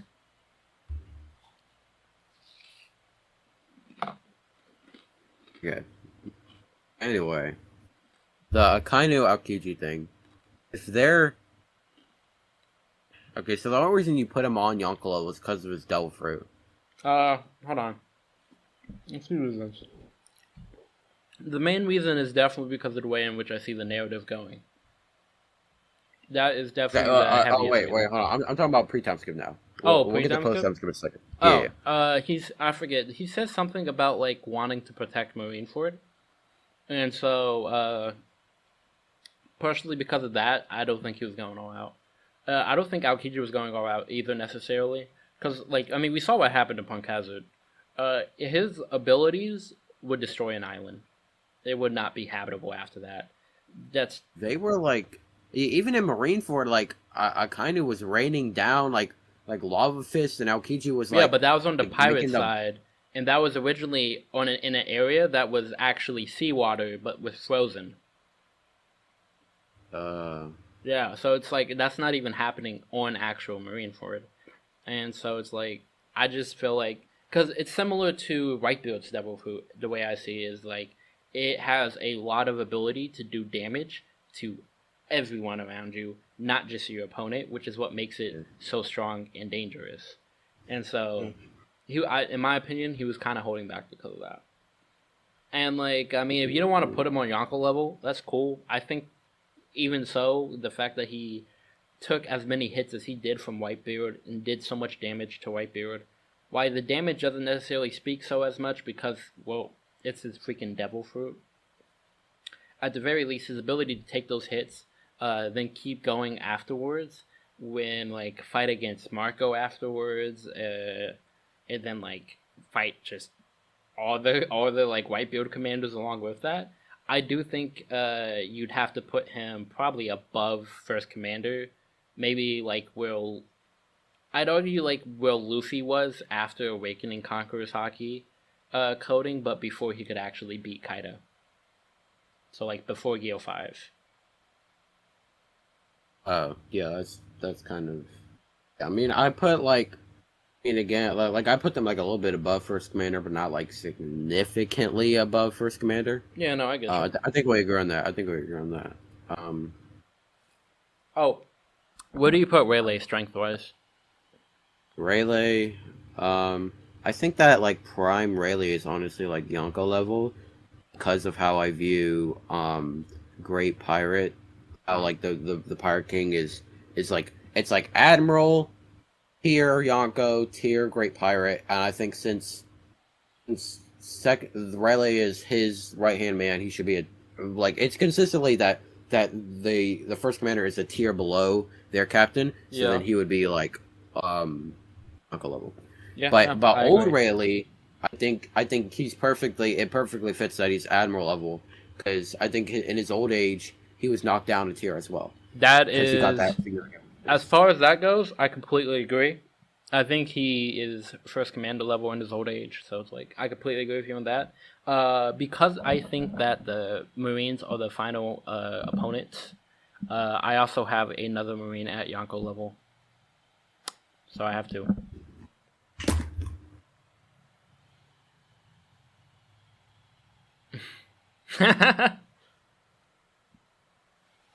Why? Why is he doing this? Zoro needs an opponent, man. I mean, Luffy already needs an opponent. Zoro at that point should be about Prime Rayleigh easy. So it's like he's gonna need someone to fight, and that person can't be no slouch. So I don't know. It could depending on how this next chapter goes, depending on what we see in the future, it could be Green Bull. I prefer it to be Fujitora. It would make more sense because Fujitora's a swordsman, but like, it all depends. We'll see what happens. I think Sanji fights Kizaru though. I'll die on that hill. I think Kizaru fights Sanji. I've been thinking that for it. I don't know. Back when I watched One Piece, I think that was originally 2011, 2012. I saw Kizaru show up in the anime, and I was like, yo, Sanji and him are gonna fight.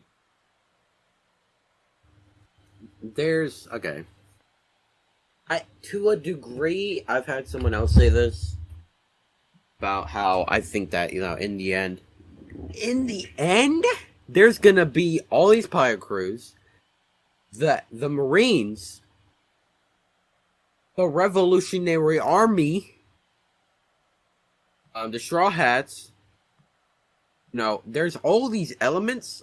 I think that it's really hard to say that future characters would scale to, where they should be, because I think that like Blackbeard should be like the strongest admiral, reasoning wise, because he's like the final opponent for Luffy. But we really don't know if he's going to be fighting Luffy though. Okay, It could be Well then, someone else. he's gonna be fighting Luffy. Shonen logic. I'd be willing to put 200 on it right now. Speaking of which, you know the YouTuber Alfiji? No. Okay, he owes me $100. He is not replying to me on Twitter. You said that before. Yeah, cause Zoro killing Kaido sure as hell did not happen, bro. Anyways, moving along though. Whatchamacallit, what was I saying? Oh my god, it always escaped me. About Kizaru versus Sanji. Oh, Kizaru, Kizaru this is versus gonna be Sanji? better. Oh yeah, well I mean Yeah. that's just written in stone. Like let's look at it. Like flying, check. Kicking, check. Kizaru is super fast. Sanji also very fast. Sanji also his specialty is observation hockey, which you want to have good observation hockey against someone who's probably going to be the fastest person in the verse. Makes sense. Narratively, Sanji has the most clear-cut morals out of anyone on the Straw Hat crew. His whole thing is like you can tell them, right? Like we all know them. He don't hit women, eat all your food.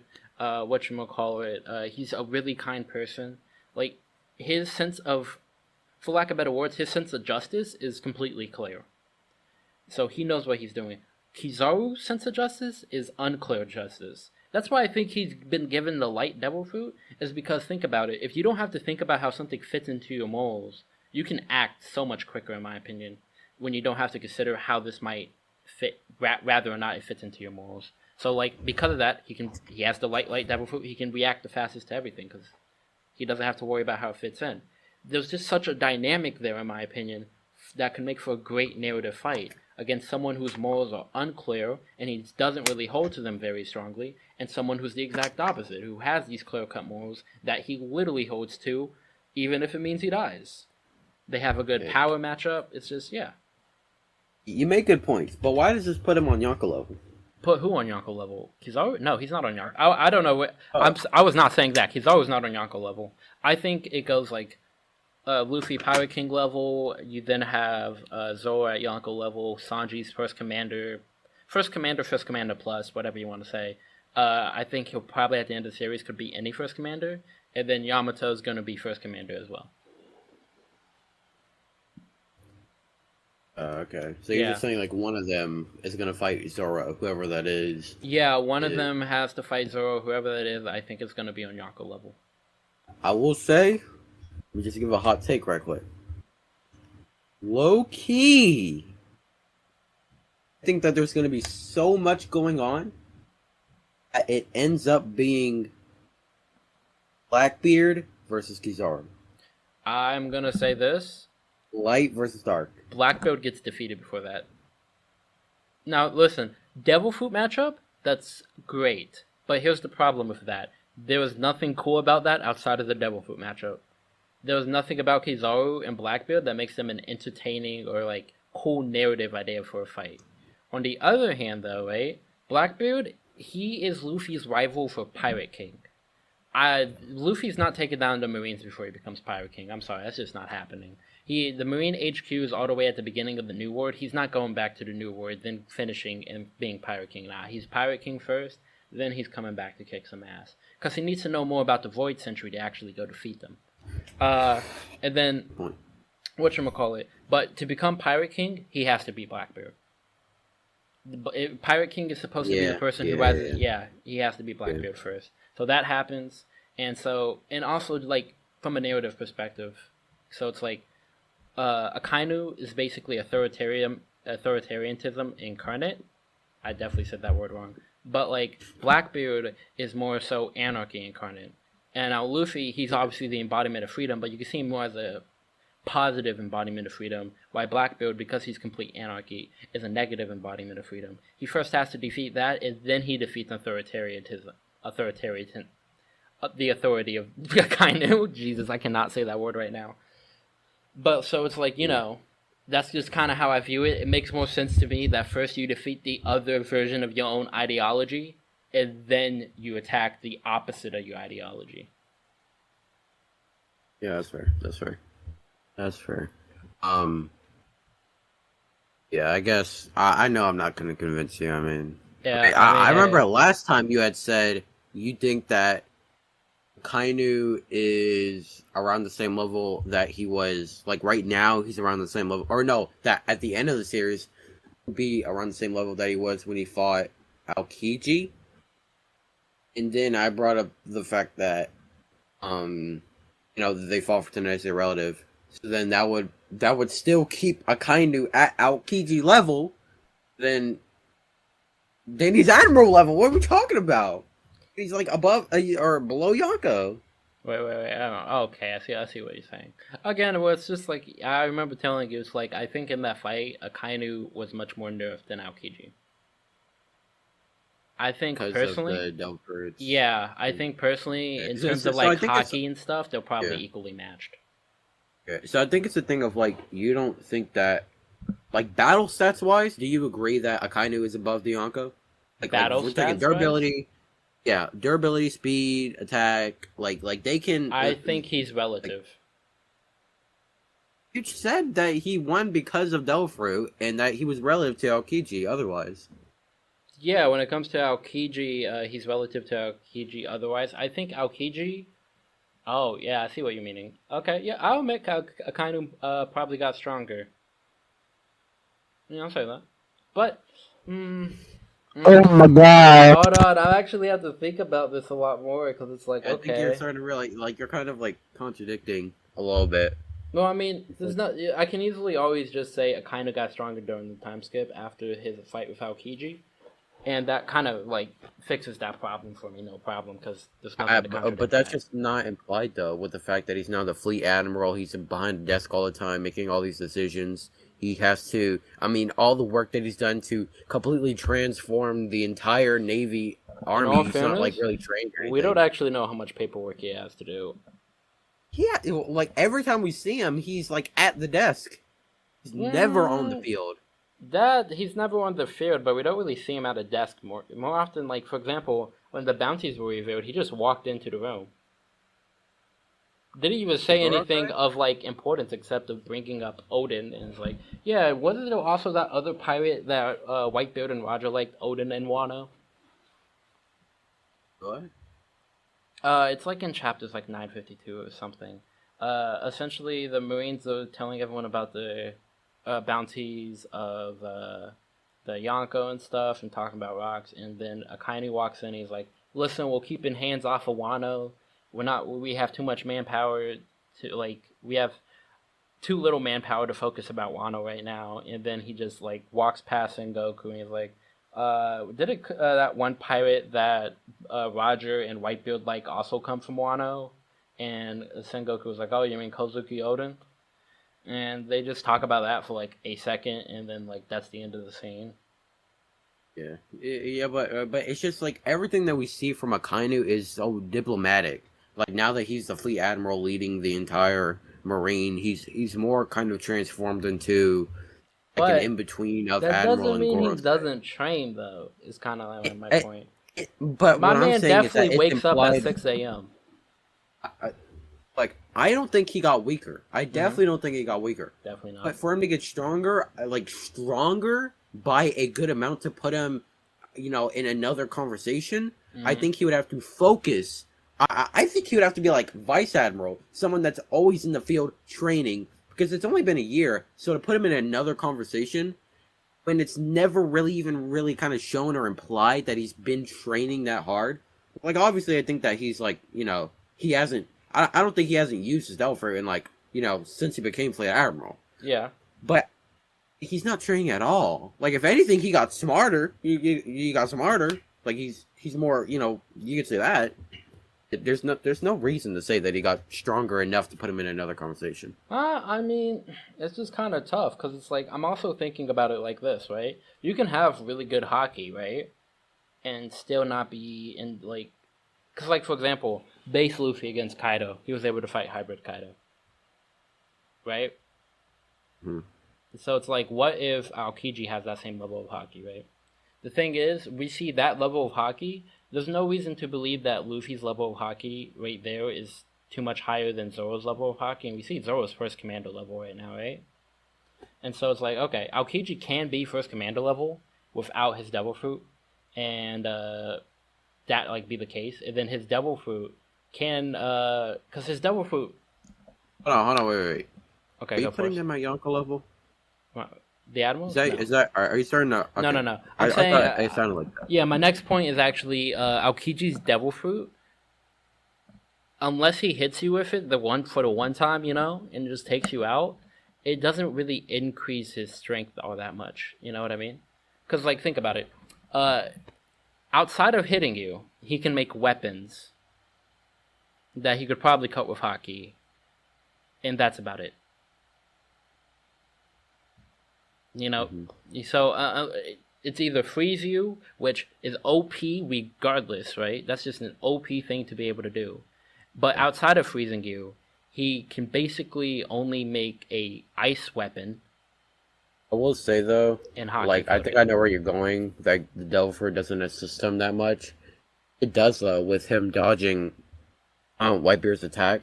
You're right. It does give him a better otherwise. ability to dodge. It's kind of like what Katakuri was doing when he I think it's exactly like that. I think Aokiji has future sight. Yeah. Yeah, but what I mainly want to get you to say right now is that I'm talking about battle stats wise. Okay, so basically without a Delver, you put Akainu on Yonko level. Okay. Without his devil fruit, no. Okay. Now post time skip, you think you're sure? I don't think that. If you want to think that, it's fine. I think it's possible. But no, it's, I think his devil fruit just gives him like the most like AP in the like, not necessarily the most AP in the verse, but like low key like the most lethal attacks. It's super strong, and I think it does help him. Yeah, it's just like I think it allows. I mean, him it's called to the most better. offensive.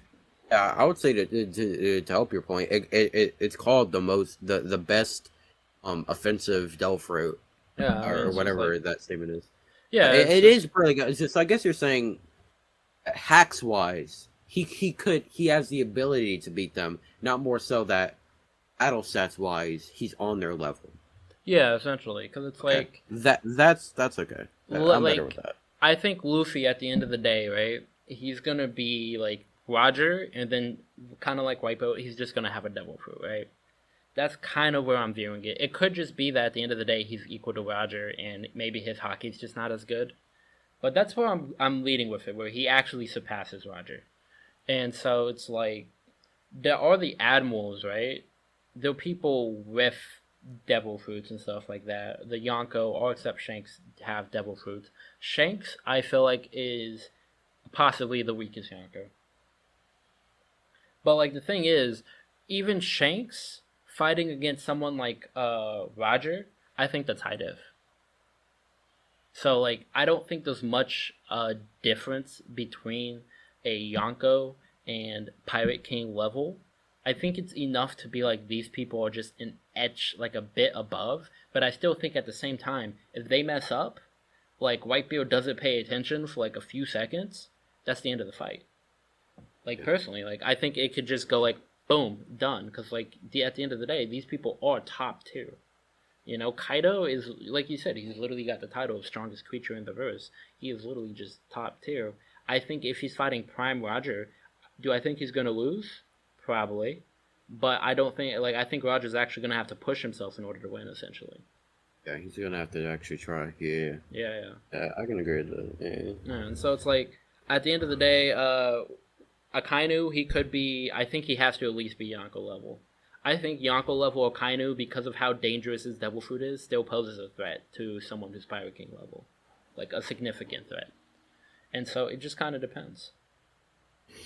Yeah, I will say, like, against that, like, I feel like the Yonko, with all the different devil fruit abilities that's in the world, and all the different, like, weird things that could happen, I think they have to be able to respond, especially, and like considering everything that's in the world, like, with OP fruit, um like doll stuff with that Yeah. the devil fruit Oh, that can sugar's fruit. yeah, and all these different kind of fruit that have these different kind of abilities. I think they have to be able to be Yonka level.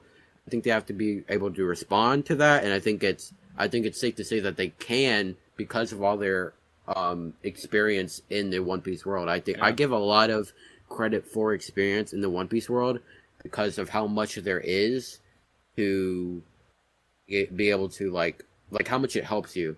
Like with Akainu is the most offensively best. He has the most offensively best Gopher. But compared to other things, it's a lot more simplistic. It's just like really strong substance coming towards you. I Hmm. think that they can deal with that pretty handedly. I mean, it will pose a threat if he can get it off in a certain way, like how he was doing in Whitebeard, where he can dodge and then get some magma on them. It will definitely be a problem. Do I think they can handle it? Yeah, but it's whatever. So Yeah. I will say, whatchamacallit. I just thought of this. There might like though I think there's low key a narrative thread even about like being able to use hockey and your devil fruit because like Kaido before Luffy defeated him, ironically, he was like devil fruits. What really matters isn't devil fruits, it's hockey, right? And then ironically, it's not like Luffy's hockey just got better. He just actually beat Kaido with his devil fruit and his hockey. And so the thing is, I think like and then like when Blackbeard came, Blackbeard only was using his devil fruit, right? And like he took Whitebeard's basically he took away Whitebeard's ability to use his devil fruit, and then Whitebeard just opened a can of whoop ass nonetheless, because like probably harkening back to that experience, or it's like he adapted to that situation so quickly, and then also yeah, it's like just because he has such a strong devil fruit, he was never a slouch. My man was already still top of the line. Prime Whitebeard without his devil fruit probably still would beat all the Yonko. And so it's like yeah, what you call it. But like when you look at everyone else, right? You have all the admirals. They have devil fruits. Every Yonko except Shanks has a devil fruit. Shanks is seen as the special Yonko in a sense, right? Whereas like when you think about him, he's the one who most closely resembles Roger in terms of even his fighting style and everything. And this kind of sword he uses is a saber like Roger's. And I think I've told you this. I think if Shanks had another arm, he'd be Pirate King level. But I just don't think he ever was able to reach his full potential. yeah. I think Uh, I disagree with that. well, it's just like It is stated that he was the same power level as no. It before. was stated that he never got weaker. That doesn't mean that he reached his full potential. Oh, that's what you're saying. Yeah, yeah, Okay. yeah. Like I'm saying, like I'm not saying he got weaker. Well, He I just mean, never reached his full when he had both potential. arms, he was still Yonko level. Well, like he was already at pretty high potential. I don't know why there would be. Well, I guess Yeah. he wasn't. Sometimes you need like sometimes you need like a little push. You know what I mean to get over there. Like I don't that's what know. I'm gonna say. Sometimes you just need like a little push to like really hit the next step. And it's like the arm he lost was his dominant arm. So it's just like, yeah, I feel like he just lost some of his potential. He's not like weaker Okay. than he was before, but Yeah. and Yeah. so it's like, it's just I don't know. I feel like Shanks he's completely Yonko level with just his hockey. And that's kind of like the thing, right? Where it's like all the other Yonko, they're Yonko level and they have devil fruits and hockey. Shanks, just hockey. So what does that say about his hockey compared to theirs? It says that it's probably pretty tough. Yeah. It's probably Yeah. pretty OP. Yeah. And so I Definitely. think like Yeah. I Luffy can is agree just with that. gonna need that, and like at the end of the day, he's probably just gonna beat Akainu because Akainu's hockey just I can't imagine it being on the same level quite. You know? Yeah, I think the Admirals definitely have really good hockey, but Yeah, for Luffy to be Yonko level, he needs to have that really good hockey, and yeah. especially like how these last few villains have been pushing his hockey with Katakuri making him up his observation, Mm-hmm. and Kaido making Luffy up his conquerors. Armament, and conquerors. I will say Oh one thing yeah, though that was interesting is like, and I like this too because it goes to show that there was always levels to hockey, and it's just the fact that Kaido still has stronger hockey than Luffy. Like, there's nothing Kaido can do with his hockey right now that we know of that Luffy can't, but his hockey's just stronger. Yeah. Yeah. Yeah, it just should be. Yeah, he's been practicing with it for so much more. I will say though, it's kind of weird because hockey is like it's like it's supposed to be representative of your willpower, but like who has more willpower, Luffy or Kaido? Kaido was trying to kill himself, won't he? Hey, listen, listen. In all fairness, I don't know. Sometimes, like, it takes a lot of willpower to kill yourself. I'm gonna put it out like that. Not saying that I've tried, Mm, but it's just like, have you ever tried killing yourself? You have to be really like, you don't want to do this anymore, and like to off yourself really, especially if you choose a painful method. Like instead of like shooting yourself, you just go for like the whole. It, this is good. This is a bit graphic for YouTube. But like, but like it needs a lot of willpower. Plus, he did get caught several times. He has been definitely like tortured and put through experiments. I feel like that probably helps just age up your hockey a bit more. Oh, plus I did just think of this, but I forget. Generally speaking, hockey also like the impact of it also depends on how strong you are or like how strong the substance is underneath it. So you could also make the point that Kaido might just be overall stronger than Luffy. So it kind of depends. I don't think that's what Kaido was getting at with that statement, but I mean, yeah, he was yeah, obviously wrong definitely. about the statement in general since he lost still. But Wait, is Kaido dead? uh, probably we can't honestly. He fell into like it seems he fell into a magma pool. Well, there's a point for Kaido right there. Mm. Yeah. Anyway, yeah, that's about it that I got for that. Oh, well, I don't know. It was I had fun with the conversation. Me too. Yeah, it Oh. was. You still got them hot takes. I don't even know how you do it. Listen, man, the hot takes grow by the second. I mean, I thought I had hot takes. Cracker being Pirate King level, Listen, Jinbei being Yonko level. I will say, Damn. the one thing though, Kinemon should have died in Wano. That would have been a lot better. Just a fact. Is that the clothes dude? Yeah. Oh yeah. Wait. You know what felt great? I don't know if you know this, but a lot of people are theorizing that Yamato. I mean, not Yamato. Momonosuke. When he gets aged up, he'd be super strong like Odin. And like, that's obviously dumb for a few reasons. Like, for example, hockey just you don't just have hockey all the time. Like it's a bit more touch and go with observation hockey. We've seen people who are just born naturally capable of using observation hockey, like Orihime or I think Asia or Skypiea. I think they pronounce it Aja. But the thing is, like, we've never seen anyone born with like natural armament. That seems to be something you just develop slash learn, and like people are like, yo, Momo's about to be Yonko level as soon as he gets aged up, but it's been confirmed that he's not that strong. Yeah. Yeah. Yeah. Oh, well, isn't Bonnie the one of the Oh, Jewelry Bonnie? yeah, from the Supernova? Worst Generation? Yeah. Doesn't she have that outfit that can make people age?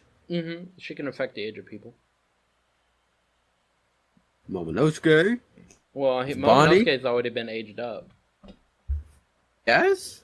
Yeah. There's Shinobu. She has the ripe fruit. Definitely. Sorry, I have a speech impediment. So that might have sounded like Okay. wipe, but it's RIP. So like Okay. a ripe fruit essentially, and so she can just age something rapidly, Uh, and thus she just aged Momonosuke. well, dang, that's just a better, all around better fruit of Yeah, Bonnie's. her damage. Yeah, her damage. Because I think Bonnie's. I don't know for sure, but it doesn't seem like it's necessarily permanent. Hers is permanent. Momonosuke Damn. cannot be aged down unless like Bonnie comes to age him down with her devil fruit. Okay, I guess that's the downside of it. Yeah. Yeah, it's still much better. Oh yeah. I mean, technically, assuming that someone's hockey doesn't negate your ability to do it, uh, technically it's like she could age up an emperor to the point that they're about dead, and it's just it's a bit OP. yeah, I mean, there's definitely some, some broken ones in the One Piece world that, Mm-hmm. like, bro, Law shouldn't even had to awaken his thing for him to be able to, Mm-hmm. defeat an emperor. Like, let's be real with it. I mean, he didn't Let's even be defeat real with it. he didn't even defeat an emperor. He didn't really have much he could do to them, honestly. Right, he can take their heart out and then deactivate the room and crush it. He doesn't seem to be capable of doing that to them because of how high the hawk is. Just like he could have transport them, he could only transport the other guys. Well, Like, I'm saying just the heart though. Like he could do it to the heart. well, he never did, so I'm guessing he couldn't. That's just because he sucks. For real. Like let's be honest. Wait. Law was at Marineford, right? At the very end to take Luffy, but not for any combat. Bruh. Law could have really? Law could have finished that whole war by himself. Nah. Say I'm wrong.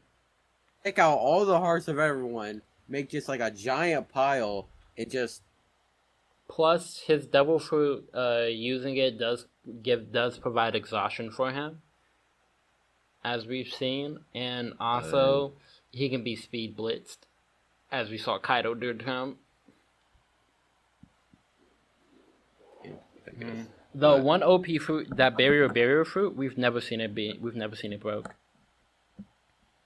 Yeah. Even when Odin hit it, albeit that wasn't necessarily an Odin with Conqueror's coating, still didn't break it. Yeah. I wonder what a barrier awakening would be. The ability to put a barrier. No, he actually can control where the barrier goes, huh? I have no clue. Maybe make other things into barrier. Is they able to do that? Like make the ground into a barrier. Maybe. I mean that kind of sucks, butthole, but it makes sense. Maybe. Yeah. This is interesting. I'd have maybe it's the exact opposite. Maybe he can just make a spear now. And maybe just like de-awakens when he awakens. Like his Delphers just cancel out. But that might be what it does for environment. Like for Delphers that aren't for the environment, they gain environment. Yeah, But for Delphers that are environment, they like lose environment. it could be. I will say. I'm just kidding. You know what I realized though? What? Well, it's something that's just common sense, but it's just like all the strongest people have like the strongest devil fruits. But like at the same thought time, the that people too. with the strongest devil fruits are the people who would also just become the strongest. It's just like kind of Yeah. circular. But Yeah, that is kind of weird. it's just like it makes sense within the story, obviously, because it's like if you have such a strong devil fruit, of course you're gonna end up being super strong. But it's just Yeah. I don't I know. I will never say really think about it. That's one of the reasons I don't like this new revelation with Luffy's Devil Fruit, because his whole thing was he's going to become the Pirate King with a Devil Fruit that seemed garbage, like rubber Mm-hmm. against a dragon, against people that can pull souls out of your body, against a person that can destroy the entire world, against a person that can suck in anything. Pause.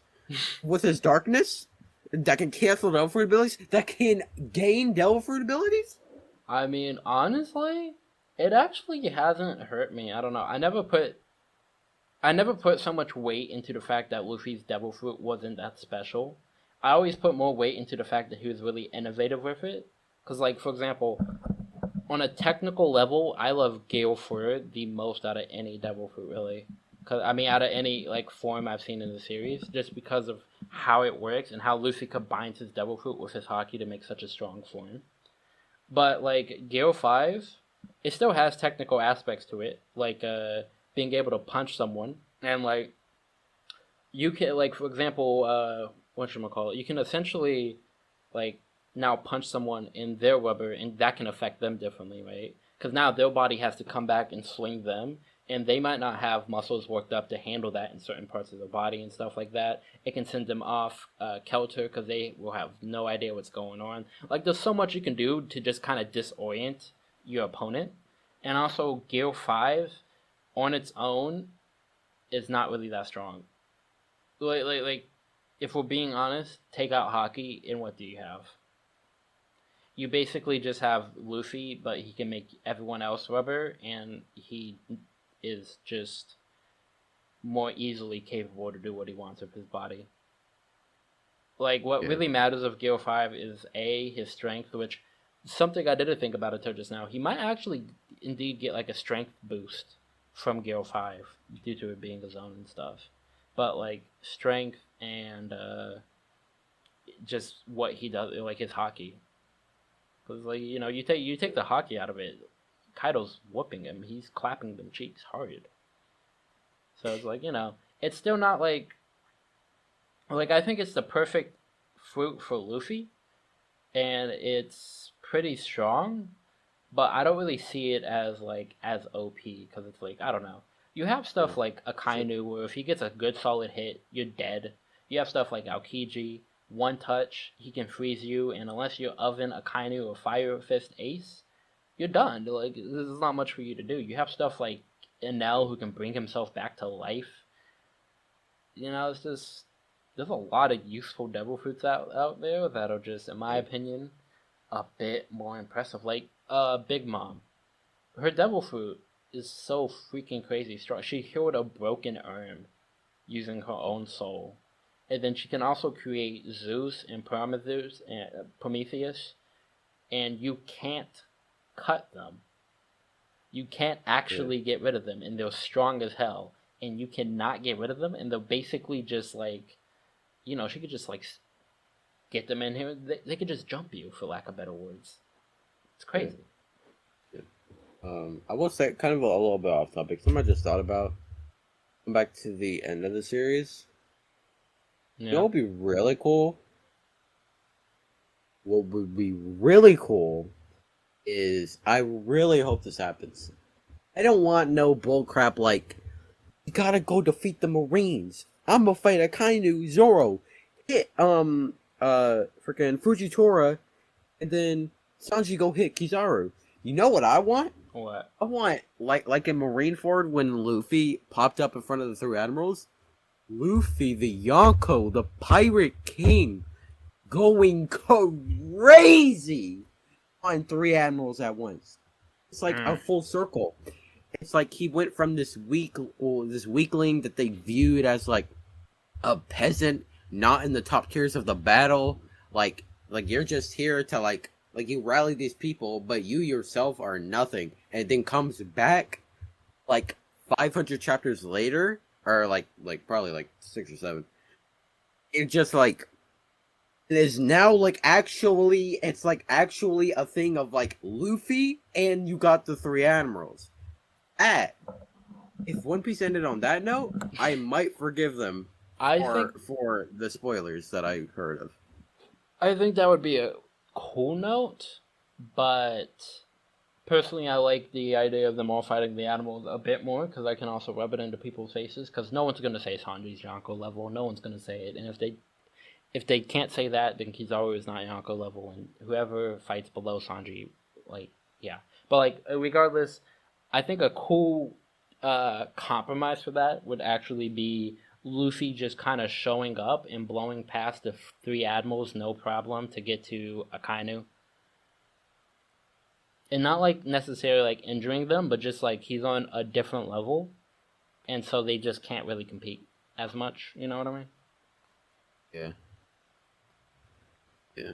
Regardless, I would need to like put on his pen work. Like, you need to like this ending. I don't know how I feel about it yet. I actually have ending. Yeah. Oh, you mean the ending of One Piece? Yeah, the ending of One Piece better be the best ending I've ever seen in my life. It has to be great. The one thing I'm worried about is like, I don't know. I need better fights. There's just something about all the fights in Wano. There's just something off. I don't know how I feel about Kaido versus Luffy yet. I need to go reread it. And another exception is Big Mom in Law versus well, Kid in Law versus Big Mom. I actually love that fight. But all the other fights, even like Sanji and Zoro, they just feel a tad off for me. Yeah. Yeah. Yeah, I can agree with that. Oh yeah. Would you agree with like this is again off subject. My mind is just on everywhere right now. I don't know why. The worst generation, right? Yeah. Not including Luffy, obviously, Mhm. or Zoro. Mhm. Do you agree that they're like all like Yonko first commander level? No. Well, except for the well, you know, there's obviously the way like Bonnie hasn't shown anything, but you know, like the Yeah, ones even that outside actually of fight. that, nah. Because it's like, Really? okay, Drake versus King, I think he loses. Like, there's no reason for me to believe that Drake is strong enough to take out King. Or there might be a reason for someone to believe Drake is about equal to Queen, maybe, but like, no reason to believe he could take out King. And Apu is relative to Drake, so both of them down to crapper. Hawkins? Come on, Hawkins? Hawkins is weaker than Zoro. We all know that. I mean, not Hawkins. Killer is weaker than Zoro. We all know that, right? And then you have like Hawkins, who, in all fairness, Killer beat him, and he had a handicap against Killer. Killer would have beat him way quicker if it wasn't for the fact that he was like he connected himself to Kid. And so it's just like, okay, Hawkins definitely wasn't on Yonko First Commander level. He was far from it. That dude was weak. Capone Gage Beige, Capone Gang Beige. Nah, not at all. Jesus, his Devil Fruit is kind of trash. Not gonna lie. It's not gonna do anything to most people. Plus, Yeah. his his big father castle is more of a defense technique than anything else. So it's just like, yeah, I don't have him there. Bonnie just doesn't have anything for her. Hawkins, I have him below that. Apu and Drake are below that. Law, Kid, Luffy, Zoro, and I guess like Killer. I'd consider all those people Yonko level plus. And then you said worst generation, so Blackbeard gets thrown in there too. Oh, Urouge. Urouge lost a cracker. Roach, hold on now. Hold on now. Roach, he beat one of them. He beat Snack, who's weaker than Cracker. But Cracker, as we all know, is Pirate King level. So Didn't you get beaten in that debate last time? I forget. No. Someone said they beat you in that debate. Oh, that was I think that was. I think I told you that he beat me. He did. It was One Piece feats. Yeah, it was that weird. I'm dude. be honest. Be honest. The only reason he beat me. Right now, if I debated him, because he banned me from a server, all some bullcrap. I can't remember what it was. It was like I basically took something. Oh yeah. Have you seen you know a One Piece? Yeah. Yeah. I showed a video of One Piece, and then the actual One Piece episode, and I sent it in there, in his server, and I said, this is why One Piece is not goated for me, like the anime. Because it's this crap that makes the anime garbage. And then he came in and said, that's just one, you know, one problem. And I said, no, it's a bunch of little problems sprinkled throughout the series. It's like one little piece of shit, like sprinkled throughout the series. Dude, man, He banned me for that. I say it all the time. One Piece is my favorite anime. I think it's a terrible anime. I am completely biased. Okay, I love the manga. I think the manga is absolutely fantastic. The anime, inconsistent as hell. A lot of people like the direction Wano's taking. And the thing is, I've watched a lot of anime, right? I've been watching anime for like a decade plus now. And so it's like, at this point, I notice when stuff happens, like when the animation, like when they're just doing something to pan a little time, when it's not like actual animation and it's just something moving against a moving background and stuff like that. And because I notice that stuff, it makes it really hard for me to enjoy something, especially something that everyone else is parading as being good, because I'm looking at it and I get frustrated because this is not what I was expecting, you know? Yeah, And yeah, so it's like exactly. a lot of people, they love Wano right now, animation wise. Most of the time, as far as I've seen, because I haven't actually watched Wano except for like the very beginning, which was not good. I like the look of the drawings. I hate all Yeah, the like little aura stuff, like with the red glowing and the blue purple glowing. Could do without all of that. Most of the time, I'm gonna be honest, it just doesn't look that good. It looks like kind of mid, and then like they do some special stuff, like uh, when they finally reached like the rooftop, they had some good animation for that episode. Some really really good animation for that episode. I wasn't, but even with that, I wasn't the biggest fan of like Luffy hitting Kaido with the Red Rock just because of how much pizzazz they added to it. Cause it's just, I don't know. It was something about the way they like made the fire go in that scene that I just didn't like. But at the same time, I didn't think it was bad or anything. I just personally didn't like it that much. Well, I liked it, but like not like a lot. And yeah, then whatchamacallit, but then after that they had freaking CGI Kaido Dragon. And let's just say those CGI is not on the same level as Ufotable. And like I just finally watched the Demon Slayer movie and then Demon Slayer season 2, and it's just like Jesus. If One Piece had this animation, bro, oh my god. Oh Jesus. That would be different. That would be yeah, different. yeah, But it definitely. doesn't. So yeah, no. Yeah, I think anyone who gets mad at someone saying that the One Piece anime isn't that good, they'll just. yeah, It's fine if they think it's that good, but like they're just like being like immature about that. yeah, yeah. Uh, yeah, especially with the fact that some people have said, like, trying to convince me to watch it after like 400 episodes. It's goaded.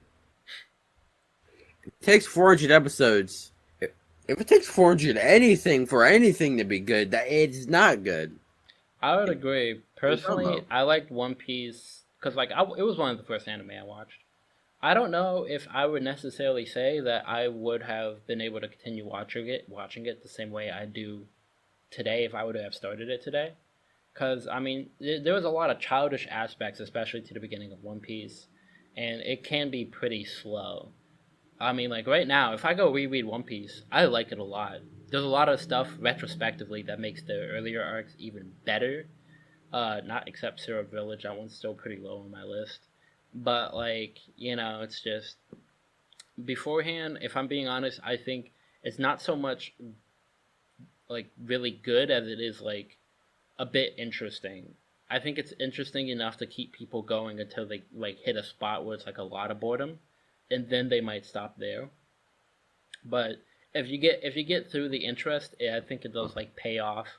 First with like Baratier a bit, and then like really with Arlong Park, and then from there, that's where I would say like One Piece is like really good. What? One moment, please. Sure thing.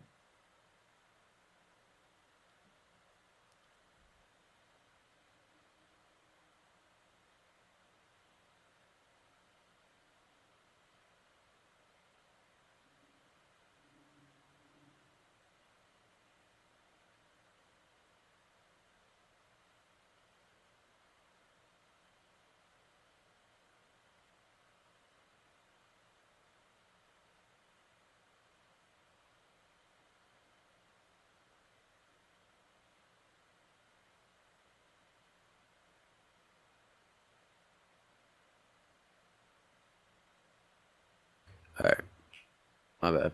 Oh, you're all good. All right. But yeah, what were we saying? Uh,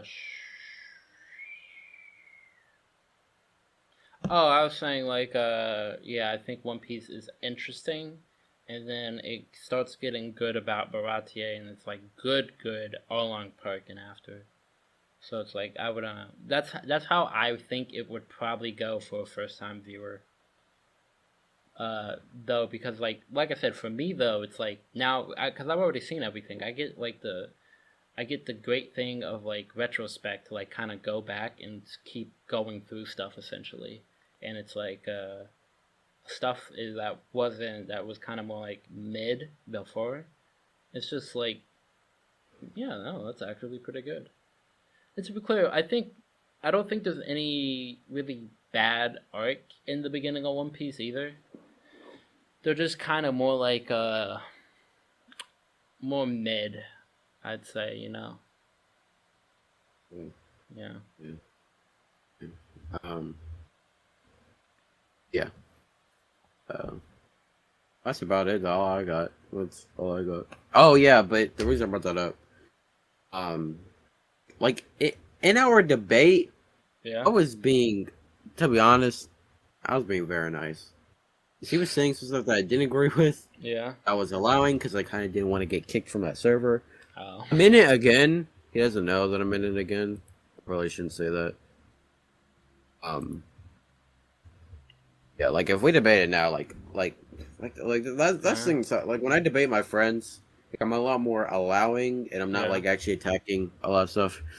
He's not really my friend, or he wasn't, but I was just, he was like cool, way back when. But if I debate him now, I'd win.